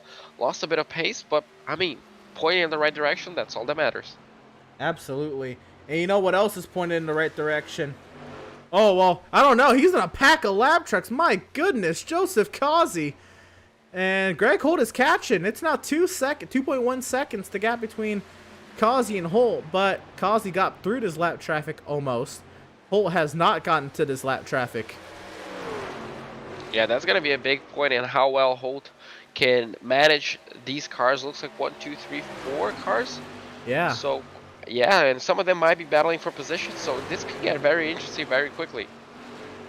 They're mostly, let's see. Ben Park has had a rough race. He is 2 laps down. But you look at it, Andrew St. Court and the 47 there, Andrew Schroeder, they are battling for position. They're battling for 17th. The Andrews going at it, Schroeder and St. Court, the 47 and the 12. And Greg Holt has just got past one of the lap trucks there of the 55 of Jesse Adam. No, remember, that was the truck he was side by side with. And that 55 will not go away. But remember, 55 is sticking in there, yeah. remember, the 55 was the last truck to pit. So he has the freshest tires in the field, that 55 does. And here comes the Andrews, one up the track. That's St. Cour, way up there. The 47 of Schroeder in that New York Jets truck on the inside. Yeah, the 47 gets the move done. I'm not pretty sure that was an over and under, but he gets the inside line to 3 and 4. Can he keep the 12 behind, or is the 12 going to get a better exit? Oh, no, he's in the wall. Well, that's going to answer that. The 12 is going to be losing the position. The number 3 is going to be coming through. Yes, he does. He does all of that while taking time away from Causey. 1.7. Oh, he's going to lose a little time here in the center of the corner. I don't know what's the true gap right now because Holt's in a pack of trucks. So I don't know if this is true or not. So we'll have to try to see when Greg Holt gets out of this pack what the gap is. But right now he's got 2 more trucks to pass. The New York Giants number 47 Toyota Tundra right there. And, oh goodness, what is that? The 25 truck there. Is that Eric Peck? That is Yes. Eric Peck in the 16. What? That's not a bad run for Eric Peck now. Oh, and into the wall! Oh, Andrew Schroeder nearly overcorrects it into Greg Holt. Andrew Schroeder big time into the wall. And that, oh my goodness. Andrew Schroeder is a teammate to Greg Holt. And if he would have taken out his teammate who's fighting for up there in the championship, oh my goodness, that would not have gone over well. Yeah, that would have definitely caused. It looks like he's going to be parking because he was definitely speeding coming into the pit lane. Oh, we do have another car spinning. That's John Mickey in the 69. Oh no, he was up in 10th. He had a fantastic race. I'm not pretty sure if he just lost the car on the exit of turn 4. That definitely has to be it. Or did he get any contact? Well, we're going to see the replay and find out John Mickey first, and then we'll go back and see what happened to Andrew Schroeder. Maybe. So here it is, John Mickey battling the 75 of Andrew Pratt. Remember, John Mickey was loose. And, oh, yeah, once again, just loose. He hits the 75, though, of Andrew Pratt. That gives him heavy damage. And, oh, man. I think he's just trying to get off the track and not, like, bring out a caution. But still, that is unfortunate there for the 69 of John Mickey. Now we're going to try to figure out what happened to the 47 of Andrew Schroeder.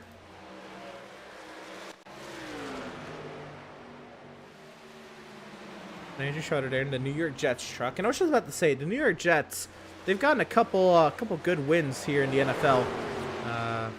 So repping the Jets a little bit to be proud for, and just loose off the corner. He hits the wall a second, a third, and a fourth time because he hooked the wheel right because he almost hit Greg Holt. I know that's exactly what's going through his mind, is that he did not want to hit the 3 of Greg Holt. Yeah, and doing that, he actually did not come back into the track at all, preventing a yellow as well. So taking a big hit essentially for the team, doing a fantastic job. Unfortunately for him, there might be race over, but Yeah, he's it looks left. like Stutzman. Oh, big Oh, moment there for the 71. Yeah, he got a massive tank slapper. He does it well to save. Is he battling for position? Yes, he is. Yeah, he's Berger gonna is make a pass. He's gonna get past Berger. Oh, wait, he made the pass. Something is wrong. Yeah, something's wrong with Berger. He was well clear of this pack. Oh, I think Stutzman is on severely fresher. Well, let's see. Stutzman's on 2 lap fresher tires, and I think Seth was just trying to let him by. And Stutzman, he got loose. I don't know. Maybe something is wrong for Seth. Maybe you save. I don't. No, Stutzman, I guess, just has a great pace because Lingerfeld still 2 point. No, he looks like he's less than 2 seconds away from Berger. So Berger losing a bit of time and the rest of the pack catching up. But Stutzman, I mean, just flying off into the distance. Right on board here with Seth Berger, and pit stops, they are a coming. So with that being said, we're gonna go ahead and step aside here. We're gonna go side by side from the virtual Fort Worth, Texas, the virtual Texas Motor Speedway here in virtual No Limits, Texas. Don't you go anywhere. Joseph Causey, a 2.8 second advantage at the front of the field. We'll be keeping the action right here on side by side.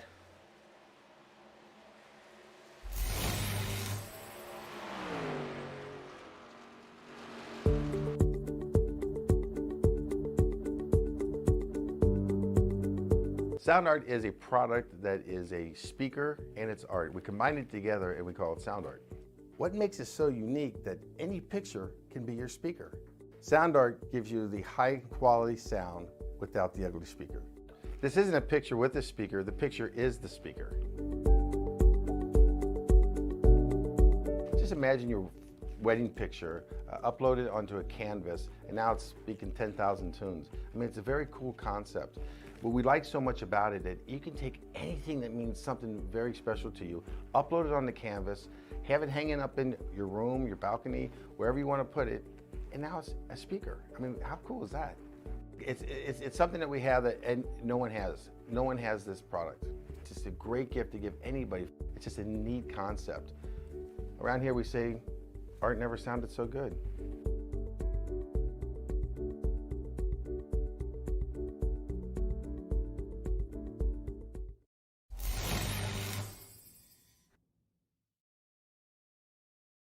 After months of quarantine, we're all interested in how we can become our best self. The team at Permanent Makeup and Cryo is here to help you get the flawless makeup look every day without the extra effort or time.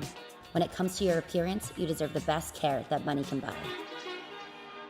Sound art introduces an entirely new way to listen to music in your home.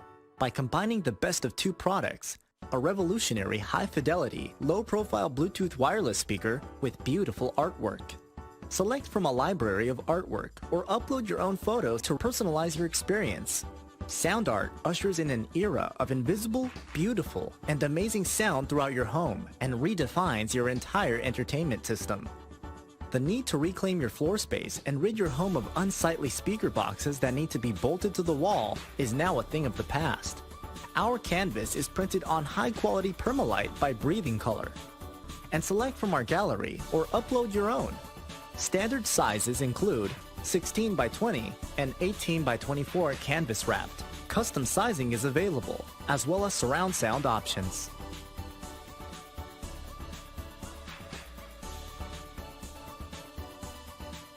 Have you found yourself trying to hide your joy because you're unhappy with your teeth? Your smile is the first feature noticed in an interview, on a date, or in family photos. We want you to be able to shine bright as your best self, and our teeth whitening system is the perfect step toward restoring your confidence.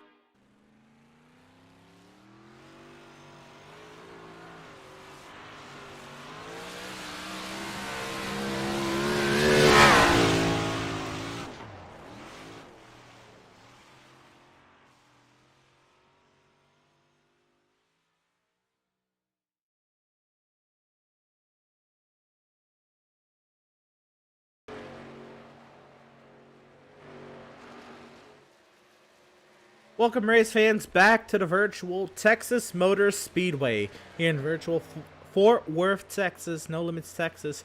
Again, NASCAR's mile-and-a-half oval here in the Lone Star State. Joseph Chiazzi still well in command of this field by 2.8 seconds. And I thought he was slowing there. He was not slowing. I thought there was a caution on the speedway for a second. But we are still green. We're still A-okay. Just a little awkward on the timing there, I guess. The thing there. But, yeah, we're into it now. Coming around about 50 laps to go. I expect final pit stops to be here shortly. And Joseph, you know, I think Joseph might be saving fuel. Because it was getting close on fuel there. If Joseph can make it... It's going to be close. I think Joseph's barely going to make it on a one-stop strategy. So I think he might be trying to save a little bit right now. Yeah, looks like they may save, you mentioned, right, 50 laps on the fuel tank. They only have to make around 2 more laps, but obviously if we do have a caution later on the race, it could really pay off if you just stretch just a tiny little bit over 100 laps. Well, so that's what I thought at Kansas. I thought it was about 50 laps, but the drivers then told me after it was about 45, 46, 47 laps. So, we're about that mark. And so that's why, remember, we came back from the replay, and we saw everybody pit on the same lap. And so everybody is kind of running their fuel as long as they can. Everybody's trying to get as close as they can to running out so they can make it the most laps. And that made a lot of sense to me after it happened. Because normally we only see about 1 or 2 trucks start the pit stops. That time we had about 10 trucks on the pit lane when the pit stop started. And that just, I was so confused. And I'm like, oh my god, I thought it was a caution.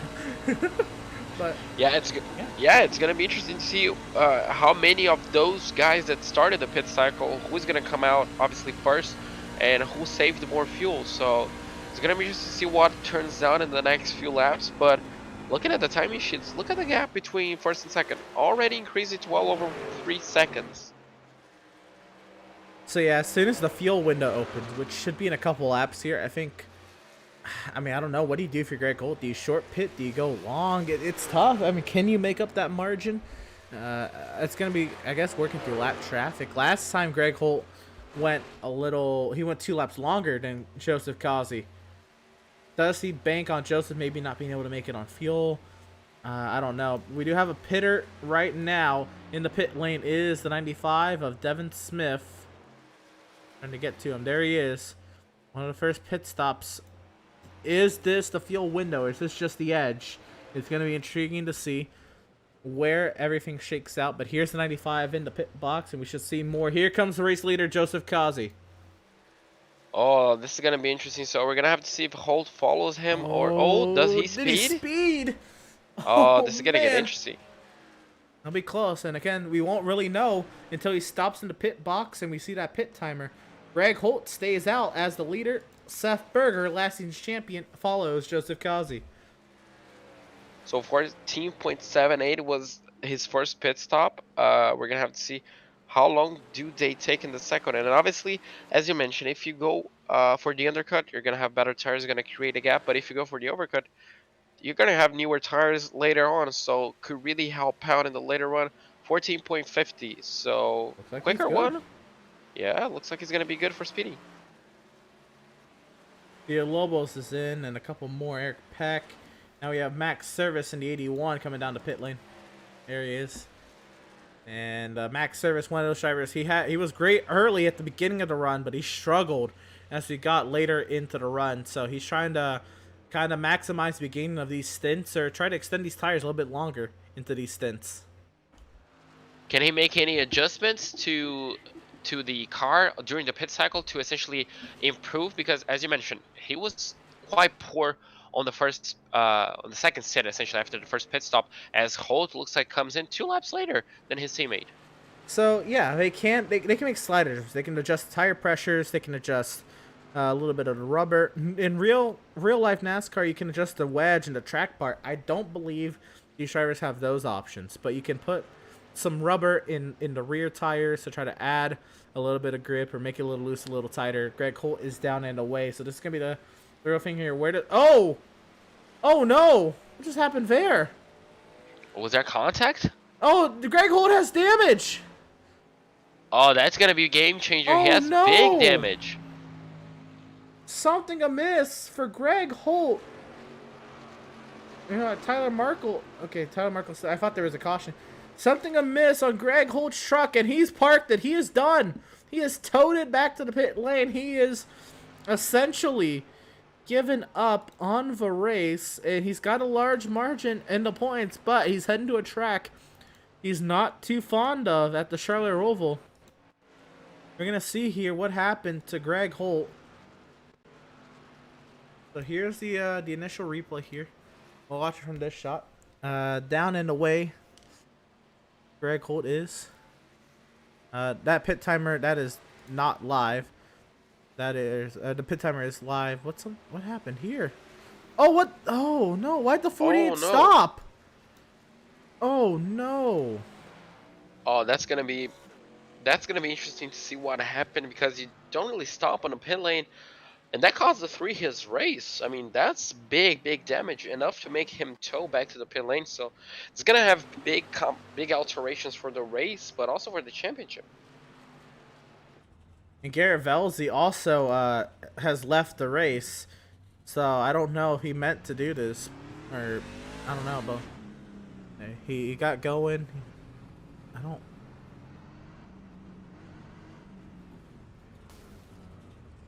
What happened? I'm not too sure what happened there. That is. Oh no. Oh, he spat. Oh, I think he spat on the pit lane. And then he was trying to get out of, like, he was trying to leave the race, as he didn't want to serve the penalty, I guess. You know, he just kind of quit, and he did that right in front of Greg Holt. Oh no, that is huge. Nowhere for Greg Holt to go. We're gonna watch this one more time, because this is potentially season changing right here. We'll see if Greg Holt, you know, was able to circumvent this at the Roval. But, oh man. There's nowhere to go. Not enough time to react. Yeah, not a lot of time as well. The speed difference and also the angle, and that was a big hit. Absolutely. And you see there's Greg Holt. Tyler Markle, one of the last drivers to come down to pit lane. Jesse Adams, the last driver to come down to pit lane. There he is. We're here with 40 laps to go. Everybody should be able to make it on fuel. If it's going to be close, it's going to be Devin Smith maybe, the closest, but it looks like everybody should be able to make it on this one stop now. So it's going to be intriguing to see where it all shakes out. Remember now, Greg Holt towing gives up a lot of spots here, or changes the top 10 a little bit. Everybody in the top 10 gains a spot besides Joseph Kazi. So that affects the playoffs a little bit as well. And the top 10 is really mixed up. As you can see, Service all the way in 4th place, Villa Lobos in 6th, Fitzpatrick dropping all the way down into 9th place. So it's really mixed up top 10 after that incident. Kazi obviously 10 seconds ahead of the pack, but quite interesting to see how well it mixed up. And look at that. Seth Fitzpatrick is in 9th place, and he is 1 lap down. That is sheerly the pace that Joseph Kazi has set today. That is phenomenal. He has lapped championship competition inside the top 10. That's crazy dominance right there. It's pretty much looks like his home track, looks like his track at the moment. 9.9 seconds ahead of 2nd place. He's just gonna cruise. He just has to, control the pace. There's nothing to it. There's no one is gonna get close to him. His only competition got taken out during the pits, so should be an easy cruising. But the race is never over until it's over. So here's a battle for position. This is Max Service trying to fend off Kyle Lingerfeld. They catch him to the lap truck of Devin Smith. Oh my goodness.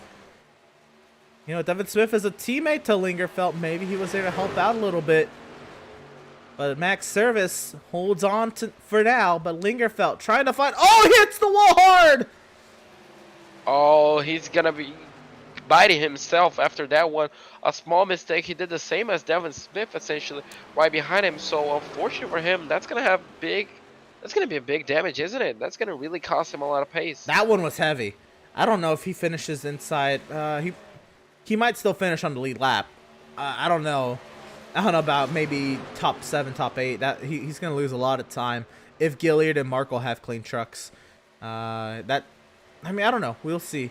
There's only 35 laps to go, but that was heavy, and he's on 2 lap fresher tires than max service, and he pretty much threw away any chance he had at getting the max service, even with 2 lap fresher tires. So right now, from going on to attacking, he's gonna have to defend from the rest of the grid. Looks like This is a lap Gilliard. truck. Oh, he's gonna be defending from a lap truck as well. But I was looking at the timing scores. Looks like Gilliard got past Villalobos. They're stuck in quite a battle, but they still have over 8 seconds to catch up to Lingerfeld. Right. So they kind of have to work together if they want to get that position. Yeah, you know, maybe Lingerfeld is able to hold on to that 5th place finish just because the field is so spread out at this point. Well, I say spread out. Everybody's in like little packs, similar. I guess they're running little packs with lap trucks. It's similar to, I guess, practice a little bit. Where you just kind of race, you know, kind of with anybody, just logging laps. That's what it feels like right now. Like a little bit of a practice session. But of course, we're full on racing. This is playoff racing. Villalobos way up the track, letting the lap truck by there to 67 of Doug Solms, the last truck, 1 lap down in P15. And I want to give another shout out to Doug Solms. I kind of do this. He's kind of been stringing together these runs. He started dead last on the grid, 27th. Just staying clean, staying consistent. He's up to 15th. And he's kind of one of those drivers. He does that. He is one of those slow and steady wins the race drivers. And he's up to 15th. And I'm massive respect to that. Yeah, I'm one of those as well. You know, sometimes having a boring race is the best thing that you can have, because you're gonna be clean, you're gonna be running at your own pace, you're not gonna be under pressure, and sometimes that's all you need. Absolutely. And so again, he's the last truck, 1 lap. Actually, he just made a pass. That's Doug Solms. He just passed Andrew St. Cour for 14th. And here comes Tyler Markle. He passed Villalobos for 8th. Tyler Markle, he wants 6th right now. Trying to take that away from Gilliard, who's a couple trucks ahead of him. Yeah, looks like Villalobos is dropping off quite a bit, but that's gonna allow Markel to essentially get pace. Yeah, I'm pretty sure he was one of the last drivers to pit, as you mentioned. So he's gonna have a lot of pace, only 0.2 of a second behind Gilliard. So he's gonna should get a position pretty easily. Doug Solms there, the Canadian from Ontario. Here comes Tyler Markle passing by the Michigander on Gilliard. He hits the apron, near contact, holding on to it. Still side by side to the line. Markle gets it there at the line, trying to get the spot into 1. Does the lap car, is that a lap car in front of them? Yes, Yes. it is. Do they get him in the way? No, the 42 already cleared the number 33. So that's a move done and dusted right there. And Tyler Markle has put himself up into the 6th position. And here's the real kicker. Tyler Markle has some of the freshest tires in the field. He has 5 lap fresher tires than Kyle Lingerfeld, who's damaged this truck. And the gap is 5.9 seconds. He's gained half a second in 2 laps. Can he catch the wounded 65 of Kyle Lingerfeld? That'll be an intriguing thing to keep an eye on with 28 laps to go this time by. Yeah, that's gonna be a fantastic challenge. It will be interesting if he can catch up. Only it looks like 20 laps to go. If he has a spotter, the spotter will definitely tell him that the car ahead of him is wounded, it's damaged, and he's losing a bit of pace. Not a lot of pace though. It's like it's still is that 5 seconds between those two? Yeah, so the gap has come down quite a bit. Oh yeah. So if his spotter warned him, I'm pretty sure it's gonna be pedal to the metal. Oh, here we go. Look at that. It was 5.0. As soon as we put the graphic up, through 1 turn, it's 4.7. Oh, baby. Here it goes. 4.6. He is on it. Now, he has to be sure to not shred his tires too quickly. Not use it too quickly to get up here. He doesn't want to pass him. And then Lingerfeld save a little bit of tire and get right back by. But does Lingerfeld battle this and risk losing more time to allow more people to get past? Or does he just Good point. allow Markle to just essentially get past and ride on his wave, essentially trying to get a little bit of gap. You can see it's already down 1 second. It's already down to less than 4 seconds already. So maybe not fighting might be the way to go. Not holding yourself up, not losing more time. I don't disagree with that. You know what? Tyler Markle is a teammate, so maybe they will work together. Uh, it'll be something here. I don't think Lingerfeld's gonna really fight Markle, knowing that there's so many. Well, when Markle catches up, if Markle catches up, it's gonna be about 20 laps left in the race. But that's a lot of time to try to fight. I think he's gonna try to. Yeah, I agree with that. I think he's gonna just ride behind and see what he can do with it. He's losing nearly a second each lap. Yeah, Last time out was 4 seconds. This is already 3.1. So, I mean, this car is definitely very damaged. So, I mean, if this continues, he's gonna be within his bag by lap 129. As mentioned, 130. Only 20 laps to battle. So, this is just damage limitation for Lingerfeld at this point, isn't it? It is, and he's one of those drivers who is kind of struggling on the cut line. And I want to see here. I heard him shift. Oh, sideways through the center. Oh no. Is the engine gone? No, he's saving fuel, I guess. But I don't. Is he close on fuel? Can he not make it? Uh-oh. Is that enough? This could be the reason he's losing a second each lap. Is this opening Pandora's box to the whole field? Can maybe some drivers in this field not make it on gas? Uh-oh. This has just become a lot more interesting. Intriguing. I don't know what to make of this. If that is the case, I don't think everybody's going to struggle on field, but I could be wrong. So we're seeing here Lingerfeld. I mean, he's quickly getting caught here by Markle. That is why he's losing a lot of time, though. The coasting in the corner. Yeah, this is 100% explained. He was not losing this much time, so he's saving fuel for some odd reason. I'm not pretty sure why it is, but I mean, if he's low on fuel, this is gonna make the race a lot more interesting. And if I have to say it, he pitted 3 laps later than Joseph Causey. 2 laps later than Max Service. Here comes Tyler Markle for the pass. Markle he pitted 5 laps later than Lingerfeld, so Markle's good. If they're close on gas, Markle was good. But Lingerfeld, if he's trying to save, what is the state of Causey and Max Service? Yeah, that's gonna be interesting. We're gonna have to take a look at the onboard of those drivers to see if they're saving as well. And if they are, well, this race is definitely not over. Here, let's ride on board with Joseph Causey. He's a smart driver now. I know he's been on the sim for a long time. He knows how to win these races. But doesn't sound like he's saving. Or if he is, he's doing it in a way where he's he's lifting off the throttle early into the corners, trying to, I guess, use less. I mean, he's got a 9-second lead. He could definitely save it if he needed to, but he's not at the moment. Maybe he's trying to use the draft of those lap trucks ahead. Could definitely be it. The gap is still quite close to Stutzman. Looks like Stutzman got past Berger as well into second place. The gap is 3 wide. Yeah, that's not really a side you want to see. The number 95 kind of gets checked up, and that's gonna slow him down just a tiny bit. You have to be careful, cautious around these parts. And it looks like he's just gonna be navigating one by one. That's exactly how you have to take. Oh, but the 66 right now. The 66 got sideways right in front of him. Oh man, what are you thinking if you're the leader right now and the truck in front of you is loose? Oh, that's gonna be interesting. Definitely got the leader's heartbeat up at this moment in time. Looks like he's gonna be negotiating another car, and well, this is the moment in time if you're the leader and you're seeing this with an 8.7 second gap. You're thinking, oh god, I really do have to take this slowly, but some things really do scare you.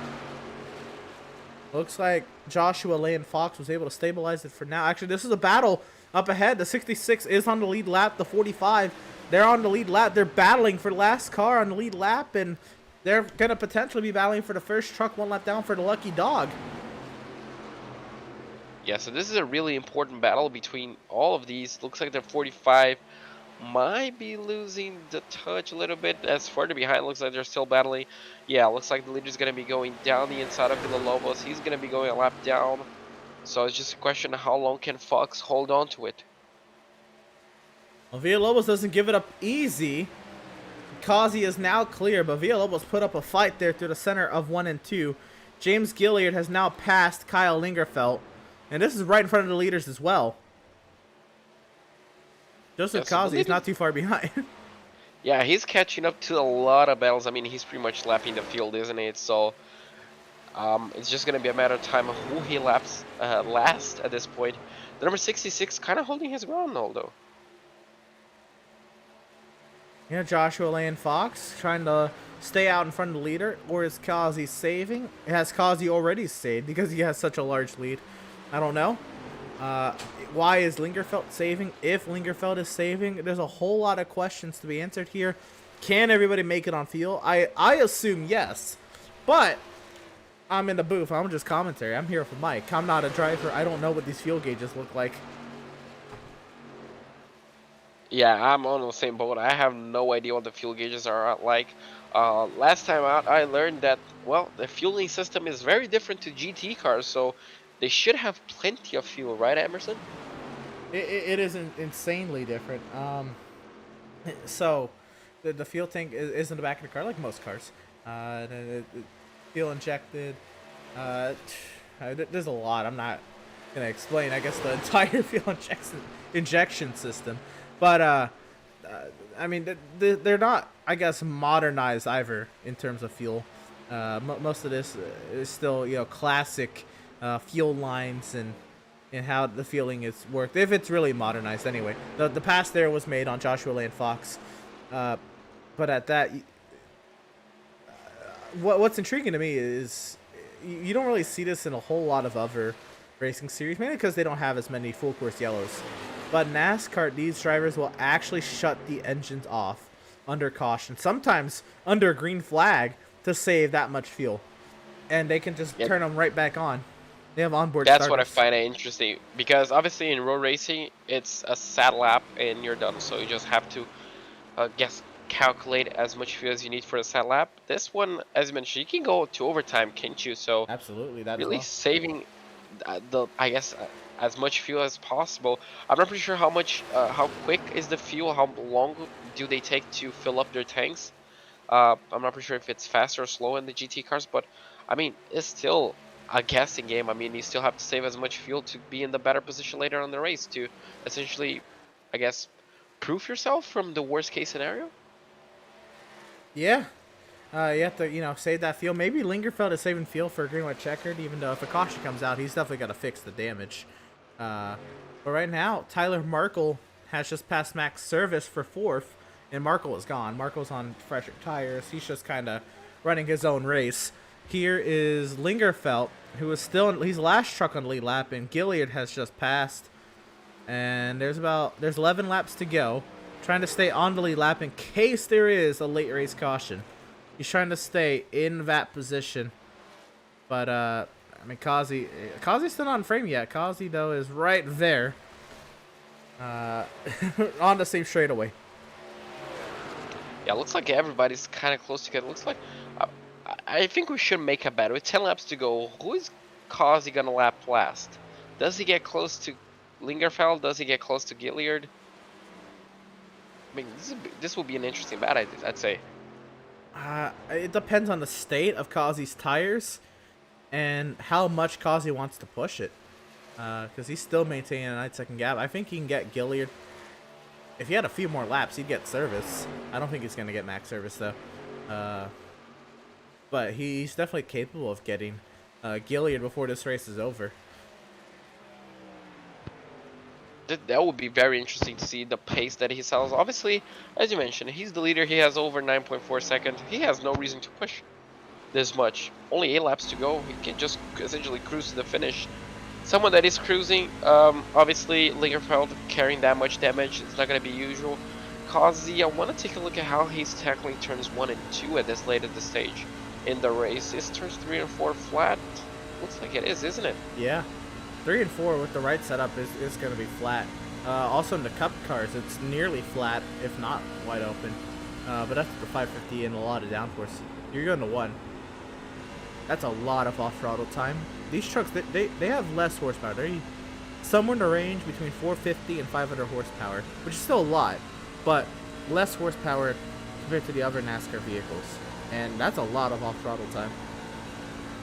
Yeah, looks like he may have just been saving tires and saving maybe even a bit of fuel. Not a lot of reason to push. He's matching the pace, I guess, of the rest of the field, maybe a bit quicker.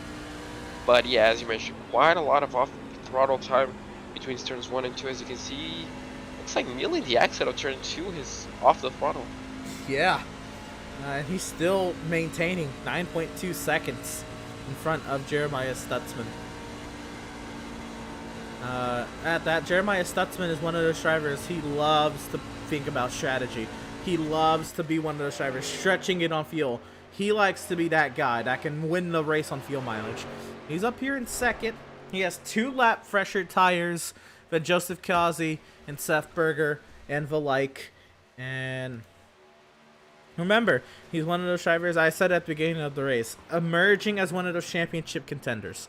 Becoming one of those drivers that could be a Joseph Kazi and a Greg Holt. Oh, interesting core up the track, just hit the wall. But Jeremiah Stutzman, he's starting to open his gap from the rest of the competitors, from Tyler Markle, Seth Berger, Max Service, Seth Fitzpatrick in the point standings. He came into this round 15 points above the cut line, while Markle was 8. And Markle was 4th, as Stutzman was 3rd in points.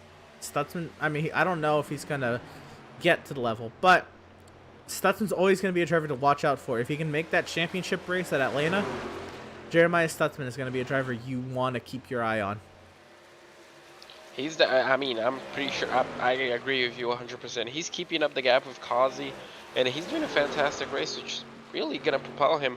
Obviously, Holt is not going to didn't finish the race, and the rest of the grid, the rest of the field that was above the cutoff, they're having good races. Lingerfeld, obviously, 7th place in the championship standings, 7th place in the race, and the only driver below the cutoff line is Fitzpatrick, but he's all the way down in 9th.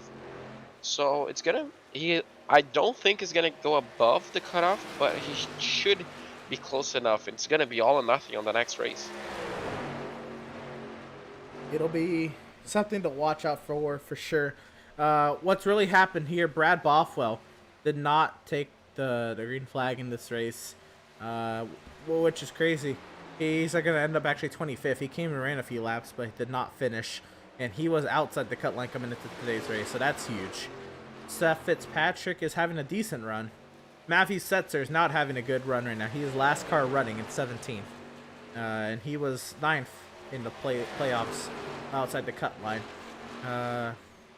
But you look to the drivers who were in coming into today. Greg Holt, who had a great race today, got some stage points, but that's going to hurt. It'll be intriguing to see where Holt comes out in the playoff standings after this. But Kazi's obviously leading. Jeremiah Stutzman is in 2nd. Tyler Markle is up there in 4th. Seth Berger is up there in 3rd. Max Service is up there in 5th. All those drivers above the cut line are 1, 2, 3, 4, and 5. Except for Holt. And Lingerfeld's in 7th. So great run for all of them. Fitzpatrick didn't have a bad run, as Joseph Kazi has taken the white flag presented by Tucson Sound Art. Make sure you go to www.tucsonsoundart.com. And for the final time here in the Lone Star State, No Limits Texas put on a good show tonight. The Outlaws Sim Series had 2 cautions, somewhere in the range of 9 to 10 laps. But Joseph Kazi, for the 4th time this season, is going to win at Texas. And what a way to win, dominant fashion. Led from start to finish, I'm pretty sure. And I mean, fantastic. Stutzman is going to be finishing 2nd place. Berger is going to be finishing 3rd place. It looks like Tyler is going to be, the number 42 is going to be finishing in 4th. And I mean, what a run from these guys. Service as well in 5th place. Amazing run by the playoff drivers. That was it on the lead lap. He did lap James Gilliard. 88 of Joseph Kazi. So, top 5 drivers on the lead lap, and that is it. And look at this congratulatory bump from Jeremiah Stutzman. The teammates there, 1st and 2nd. And Kazi is going to come to the front straightaway with reason to celebrate. He has tied teammate Greg Holt for the most victories on the season. And there it is. Light him up, Joseph. Tying Greg Holt for most wins on the season with 4. And locks himself into the next round. Joseph Kazi does. That's why he won, and 100% locking yourself up into the next round is going to be perfect. But next week, he may be home as well. Yep. Remember how confident how confident he was about Charlotte Roval? Well, I mean, if he was that confident around here, I cannot wait to see what show he's going to be putting up next week. Earlier this season at Watkins Glen, he got a pit road penalty and still won. I mean, this dude's nuts. Well, there you go. That's all I needed to know. So we're gonna step aside just because he just blew the engine doing the burnouts. That's amazing. We're gonna step aside. Don't you go anywhere. We'll have post-race interviews and more from virtual No Limits Texas Motor Speedway. Great host for the Outlaws Sim Series, race number 18 of 22 on the season, playoff race number 3. Post-race interviews and more on the far side. Don't go anywhere.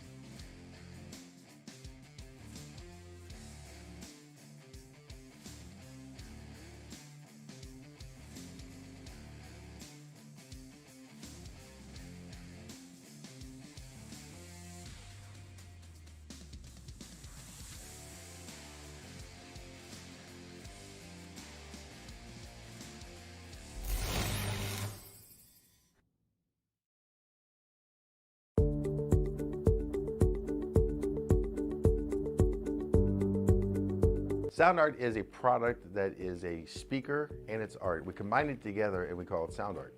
What makes it so unique that any picture can be your speaker? Sound art gives you the high quality sound without the ugly speaker. This isn't a picture with a speaker, the picture is the speaker.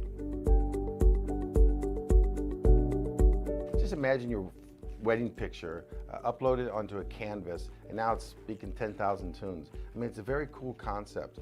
What we like so much about it that you can take anything that means something very special to you, upload it on the canvas, have it hanging up in your room, your balcony, wherever you want to put it, and now it's a speaker. I mean, how cool is that? It's something that we have that and no one has. No one has this product. It's just a great gift to give anybody. It's just a neat concept. Around here we say, art never sounded so good.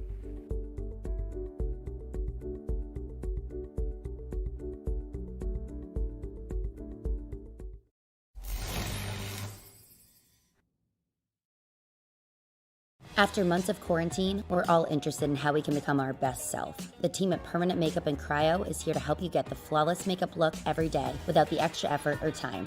When it comes to your appearance, you deserve the best care that money can buy. Sound art introduces an entirely new way to listen to music in your home. By combining the best of two products, a revolutionary high-fidelity, low-profile Bluetooth wireless speaker with beautiful artwork. Select from a library of artwork or upload your own photos to personalize your experience. Sound art ushers in an era of invisible, beautiful, and amazing sound throughout your home and redefines your entire entertainment system. The need to reclaim your floor space and rid your home of unsightly speaker boxes that need to be bolted to the wall is now a thing of the past. Our canvas is printed on high-quality permalite by Breathing Color. And select from our gallery or upload your own. Standard sizes include 16 by 20 and 18 by 24 canvas wrapped. Custom sizing is available, as well as surround sound options.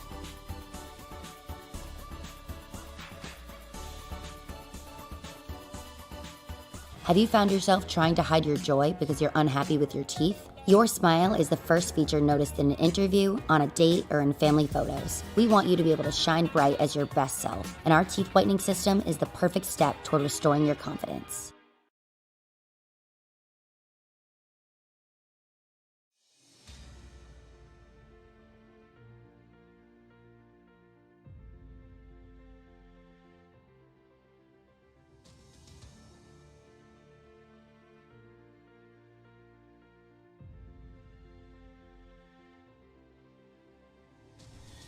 Welcome, race fans, back to the virtual Texas Motor Speedway. Fort Worth, Texas, put on a great show tonight. No Limits, Texas, of course. Home of NASCAR's lone mile-and-a-half oval in the Lone Star State. And we're now to post-race coverage here of the Outlaws Sim Series race number 18 of 22 tonight. And it was absolutely dominated by this man. Once he got out there, once he qualified up there and on the pole, he was gone. Joseph Kazi, it looked like you were untouchable tonight. I think the only laps you didn't lead tonight were on pit cycles. 135 of the 150 laps led, Joseph. Utter domination. And we may see the same thing next week, but how does this feel? That was a statement, boy. that was a great setup, to be honest. I feel bad for Greg. Greg got into it with one of our teammates on pit road. Something happened. I don't know. I was going back over to look at that right now. And freaking, I knew if I could stay out front, because I knew if Greg caught me, it was going to be hard, because he was putting me through a hell of a challenge when we were doing practice laps.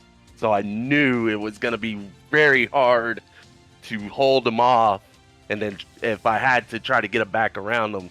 So putting the distance I was putting him under freaking with pit stops helped out quite a bit.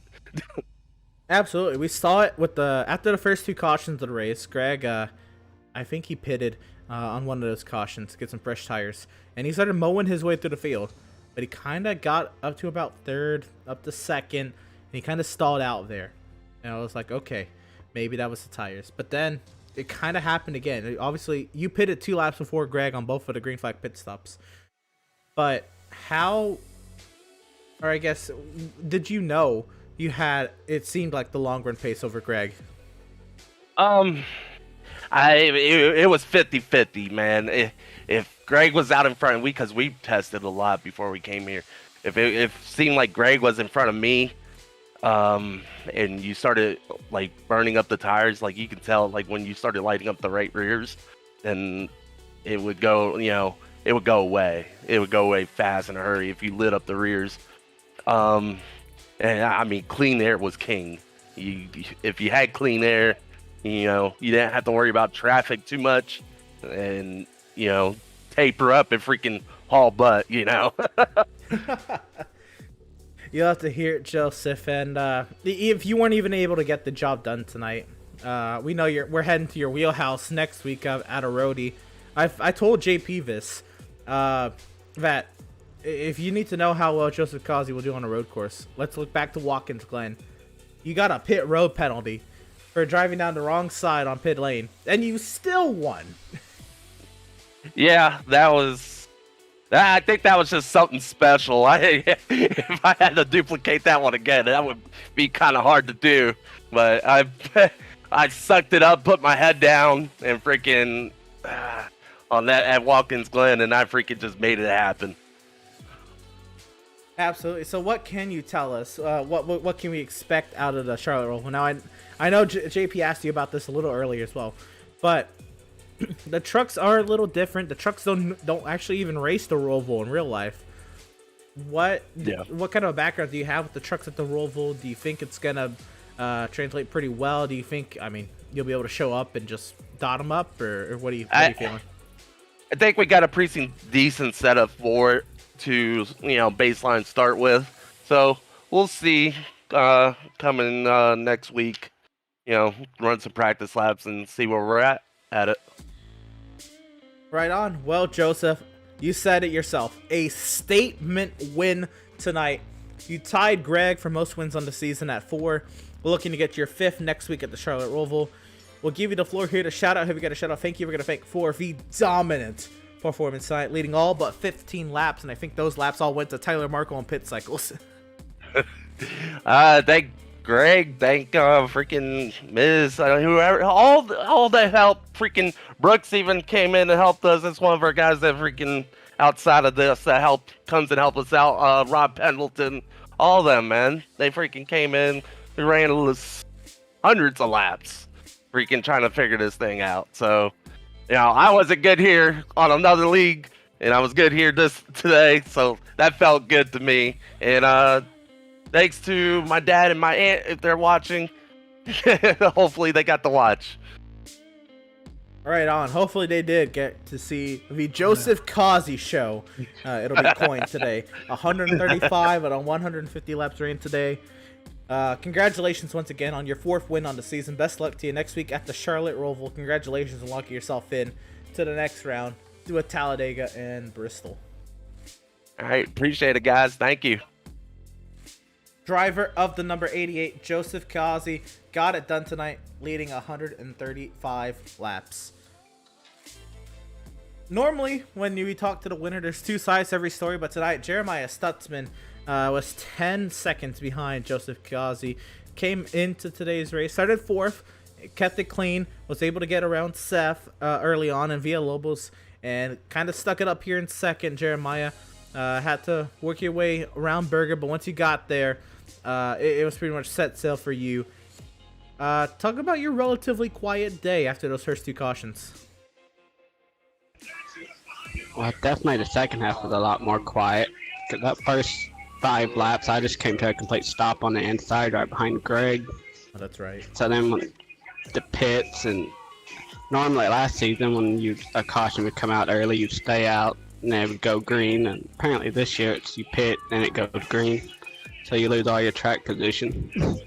I think that was a big difference between me catching the 88 tonight.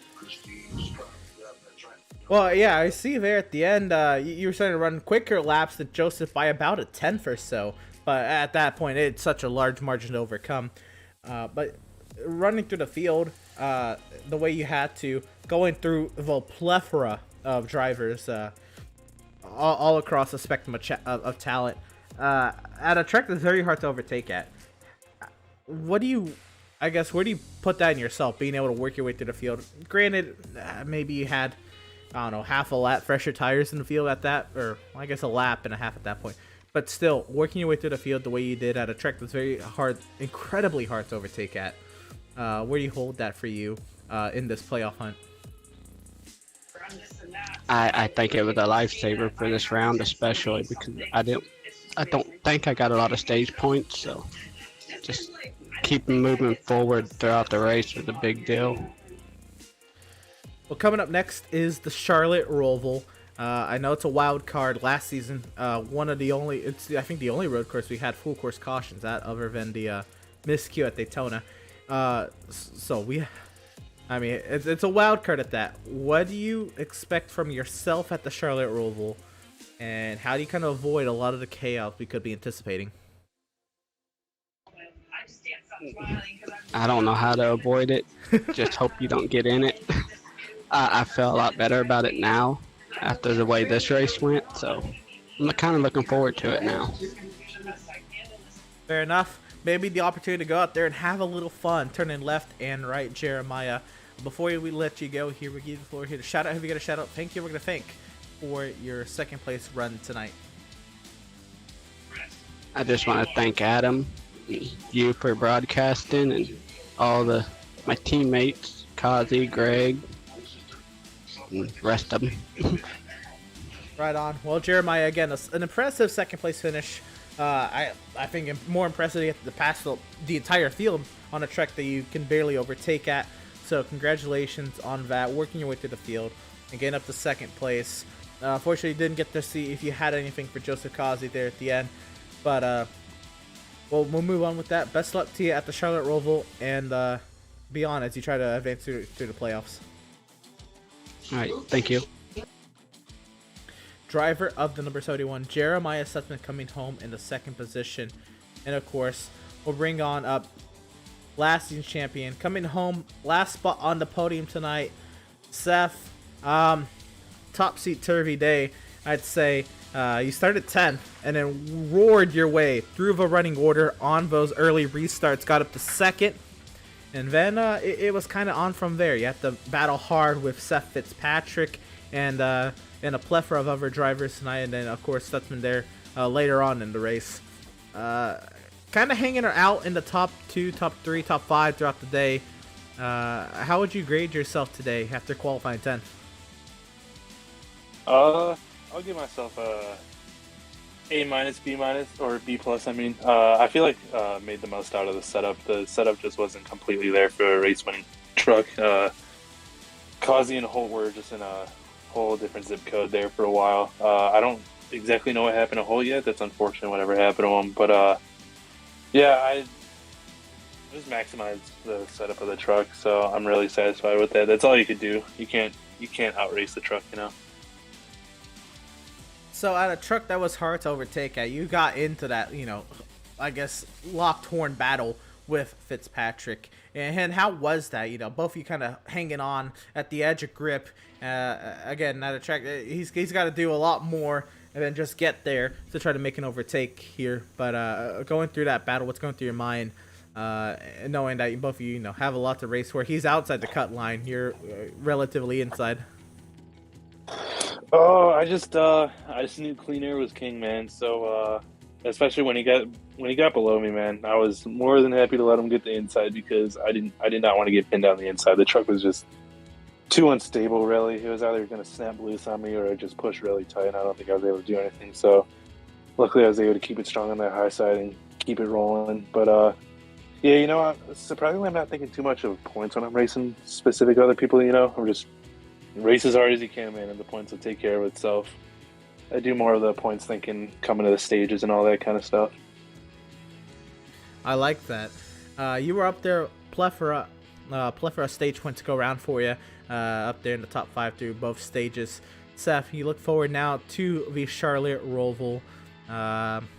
We had a lot of chaos there last year. I think we had 4 full course cautions. What's your mindset going into Charlotte? How do you avoid all that chaos, all that? Qualify well, man. I think if you qualify well, you'll be able to stay out of a lot of the mess. Unfortunately, you could qualify on pole there and die in the first turn. But yeah, I think the front will get spread out a lot quicker. So try to work on qualifying pace, and I think me and Max have some decent road course pace in this league. So I don't think we'll be winning, but like I said, you just got to maximize the most out of the truck, and I think we can get around a top 5 result there. Yeah, I'll bite my tongue there as relative to your qualifying up front, as I recall qualifying second and being 43rd after turn 1. Yeah. But that's just the way it can go sometimes with the Charlotte Roval, Seth. So again, a great deal of points for you tonight with the stage points and the 3rd place finish. So points should not be a huge concern for you next week at Charlotte. So with that being said, we'll give you the floor to shout out. Who are we going to shout out? Thank you. We're going to thank for getting you the opportunity to kind of go into Charlotte a little more open-minded. Just like to thank the sponsors, Liftworks, Flood Brothers, Trans Depot, and my very own brand, Berg Arts on Instagram. You can see that on my truck, on my spoiler there, and the logo's on the deck lid. So yeah, check that out. I'm trying to get a photo shoot in soon, and just want to thank Burger Nation for supporting me every Wednesday night and Sunday night. So come support on Sunday night too. Right on. Well, there it is. Last season champion Seth Berger coming home 3rd tonight here at the Texas Motor Speedway. Seth, congratulations on your podium. Best luck to you at Charlotte. All right, thank you. And well, that is the podium finishers tonight. The top 3 interviews. Again, 3 different races ran tonight. Joseph Causey with the dominant performance, 135 laps. Jeremiah Stutzman had to work his way through the field. And Seth Berger just kind of rode up here, did what he could, but could only do so much. Came home with that 3rd place finish. Let's see how the rest of the field, how everybody else came to the checkers there at the end. And we look at it, of course, there it is. Joseph Causey with the victory. Jeremiah Stutzman 2nd, Seth Berger 3rd. Tyler Markle will come home in 4th. Max Service rounds out the top 5 and last truck on the lead lap. James Gilliard, the first truck, 1 lap down in 6th. Kyle Lingerfeld 7th. Joshua Land Fox in 8th. Seth Fitzpatrick in 9th. And Julio Villalobos in 10th. The next page of results will find Jesse Adams in the 55 in 11th. Eric Peck comes home 12th, 1 lap down. Doug's home 13th, 1 lap down. The first truck 2 laps down was Andrew St. Cyr in the 12 and 14th. Benjamin Park comes home 15th. Devin Smith 16th, and Matthew Setzer, the last truck running 2 laps down there in 17th. Some of the DNFs tonight: Greg Holt, championship contender there, of course. a great deal of points lost by doing that, but he got some stage wins to kind of counter that. We'll see how it all shakes out. 45 laps down there is Greg. Garrett Velzy comes on 19, 47 laps down. And the 20th, Andrew Pratt, 62 laps down. Heartbreakers row continues with John Mickey, 68 laps down in 21st. Andrew Schroeder, 69 laps down there in 22nd. Joshua Gaffright, 86 laps down in 23rd. Brad Bothwell, 96 laps down in 24th. I'm sorry, Randall Barnett, my apologies. 96 laps down in 24th. Brad Bothwell, 137 laps down there in 25th. Jason Miz, 147 laps in 26th. Matt Rogers only was able to complete one lap, annihilated on lap 1, 149 laps down there in 27th. Again, have to give a huge shout out to our partners here at Pit Stop TV, those of Tucson Sound Art. Your picture, your music. Use promo code PitStopTV at checkout for 10% off of your wall-mounted sound art device today, and go to www.tucsonsoundart.com. A huge shout out to Permanent Makeup and Cryo in Maine. You deserve the best care that money can buy. You can check them out at permanentmakeupinmaine.com. Whiplash Media, the official graphic and camera provider of Pit Stop TV. Check them out at www.pitstoptv.com/whiplash. And of course, BAM Racing Videos, by a race fan for the racing community. Coming up next on the channel, we got a plethora of broadcasts. Well, Monday night we had the BRP iRacing Series from Lernerville. We'll cover them in a second, but it was a phenomenal season opener at Lernerville. You won't want to miss it tonight. Of course, we had the Outlaws Sim Series at the Texas Motor Speedway. But tomorrow night, race number 4 of the North American Racing League from Detroit Belle Isle tomorrow night. The time was there, 9:15 p.m. Eastern. You won't want to miss that. We carry on, of course. On Monday night, the BRP iRacing Series is back at it at Volusia. That is at 8 p.m. Eastern. Don't miss that for race number 2 of their Dirt Big Block season. And, of course, the Outlaws Sim Series will be back in action next Wednesday night from the Charlotte Roval. You won't want to miss that as well. Charlotte Roval cutoff race for round number 2. We take 10 down to 7 drivers as they look at the next round at Talladega and Bristol. But before that, of course, is Charlotte, and you won't want to miss it. But at that, I think that's going to do it for us here at Pit Stop TV. Again, we thank you all for tuning in and joining us for tonight's broadcast. We hope you enjoyed. Join us for tonight's action. We hope you enjoyed tonight's broadcast.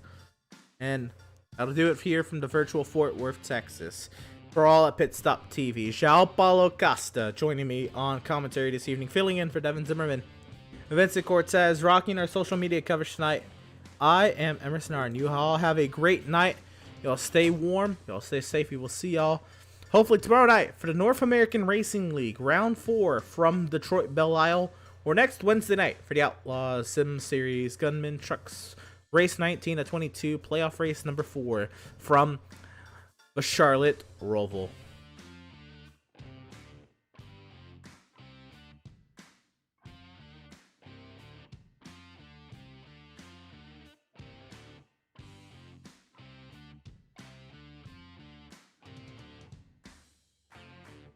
Have you found yourself trying to hide your joy because you're unhappy with your teeth? Your smile is the first feature noticed in an interview, on a date, or in family photos. We want you to be able to shine bright as your best self, and our teeth whitening system is the perfect step toward restoring your confidence.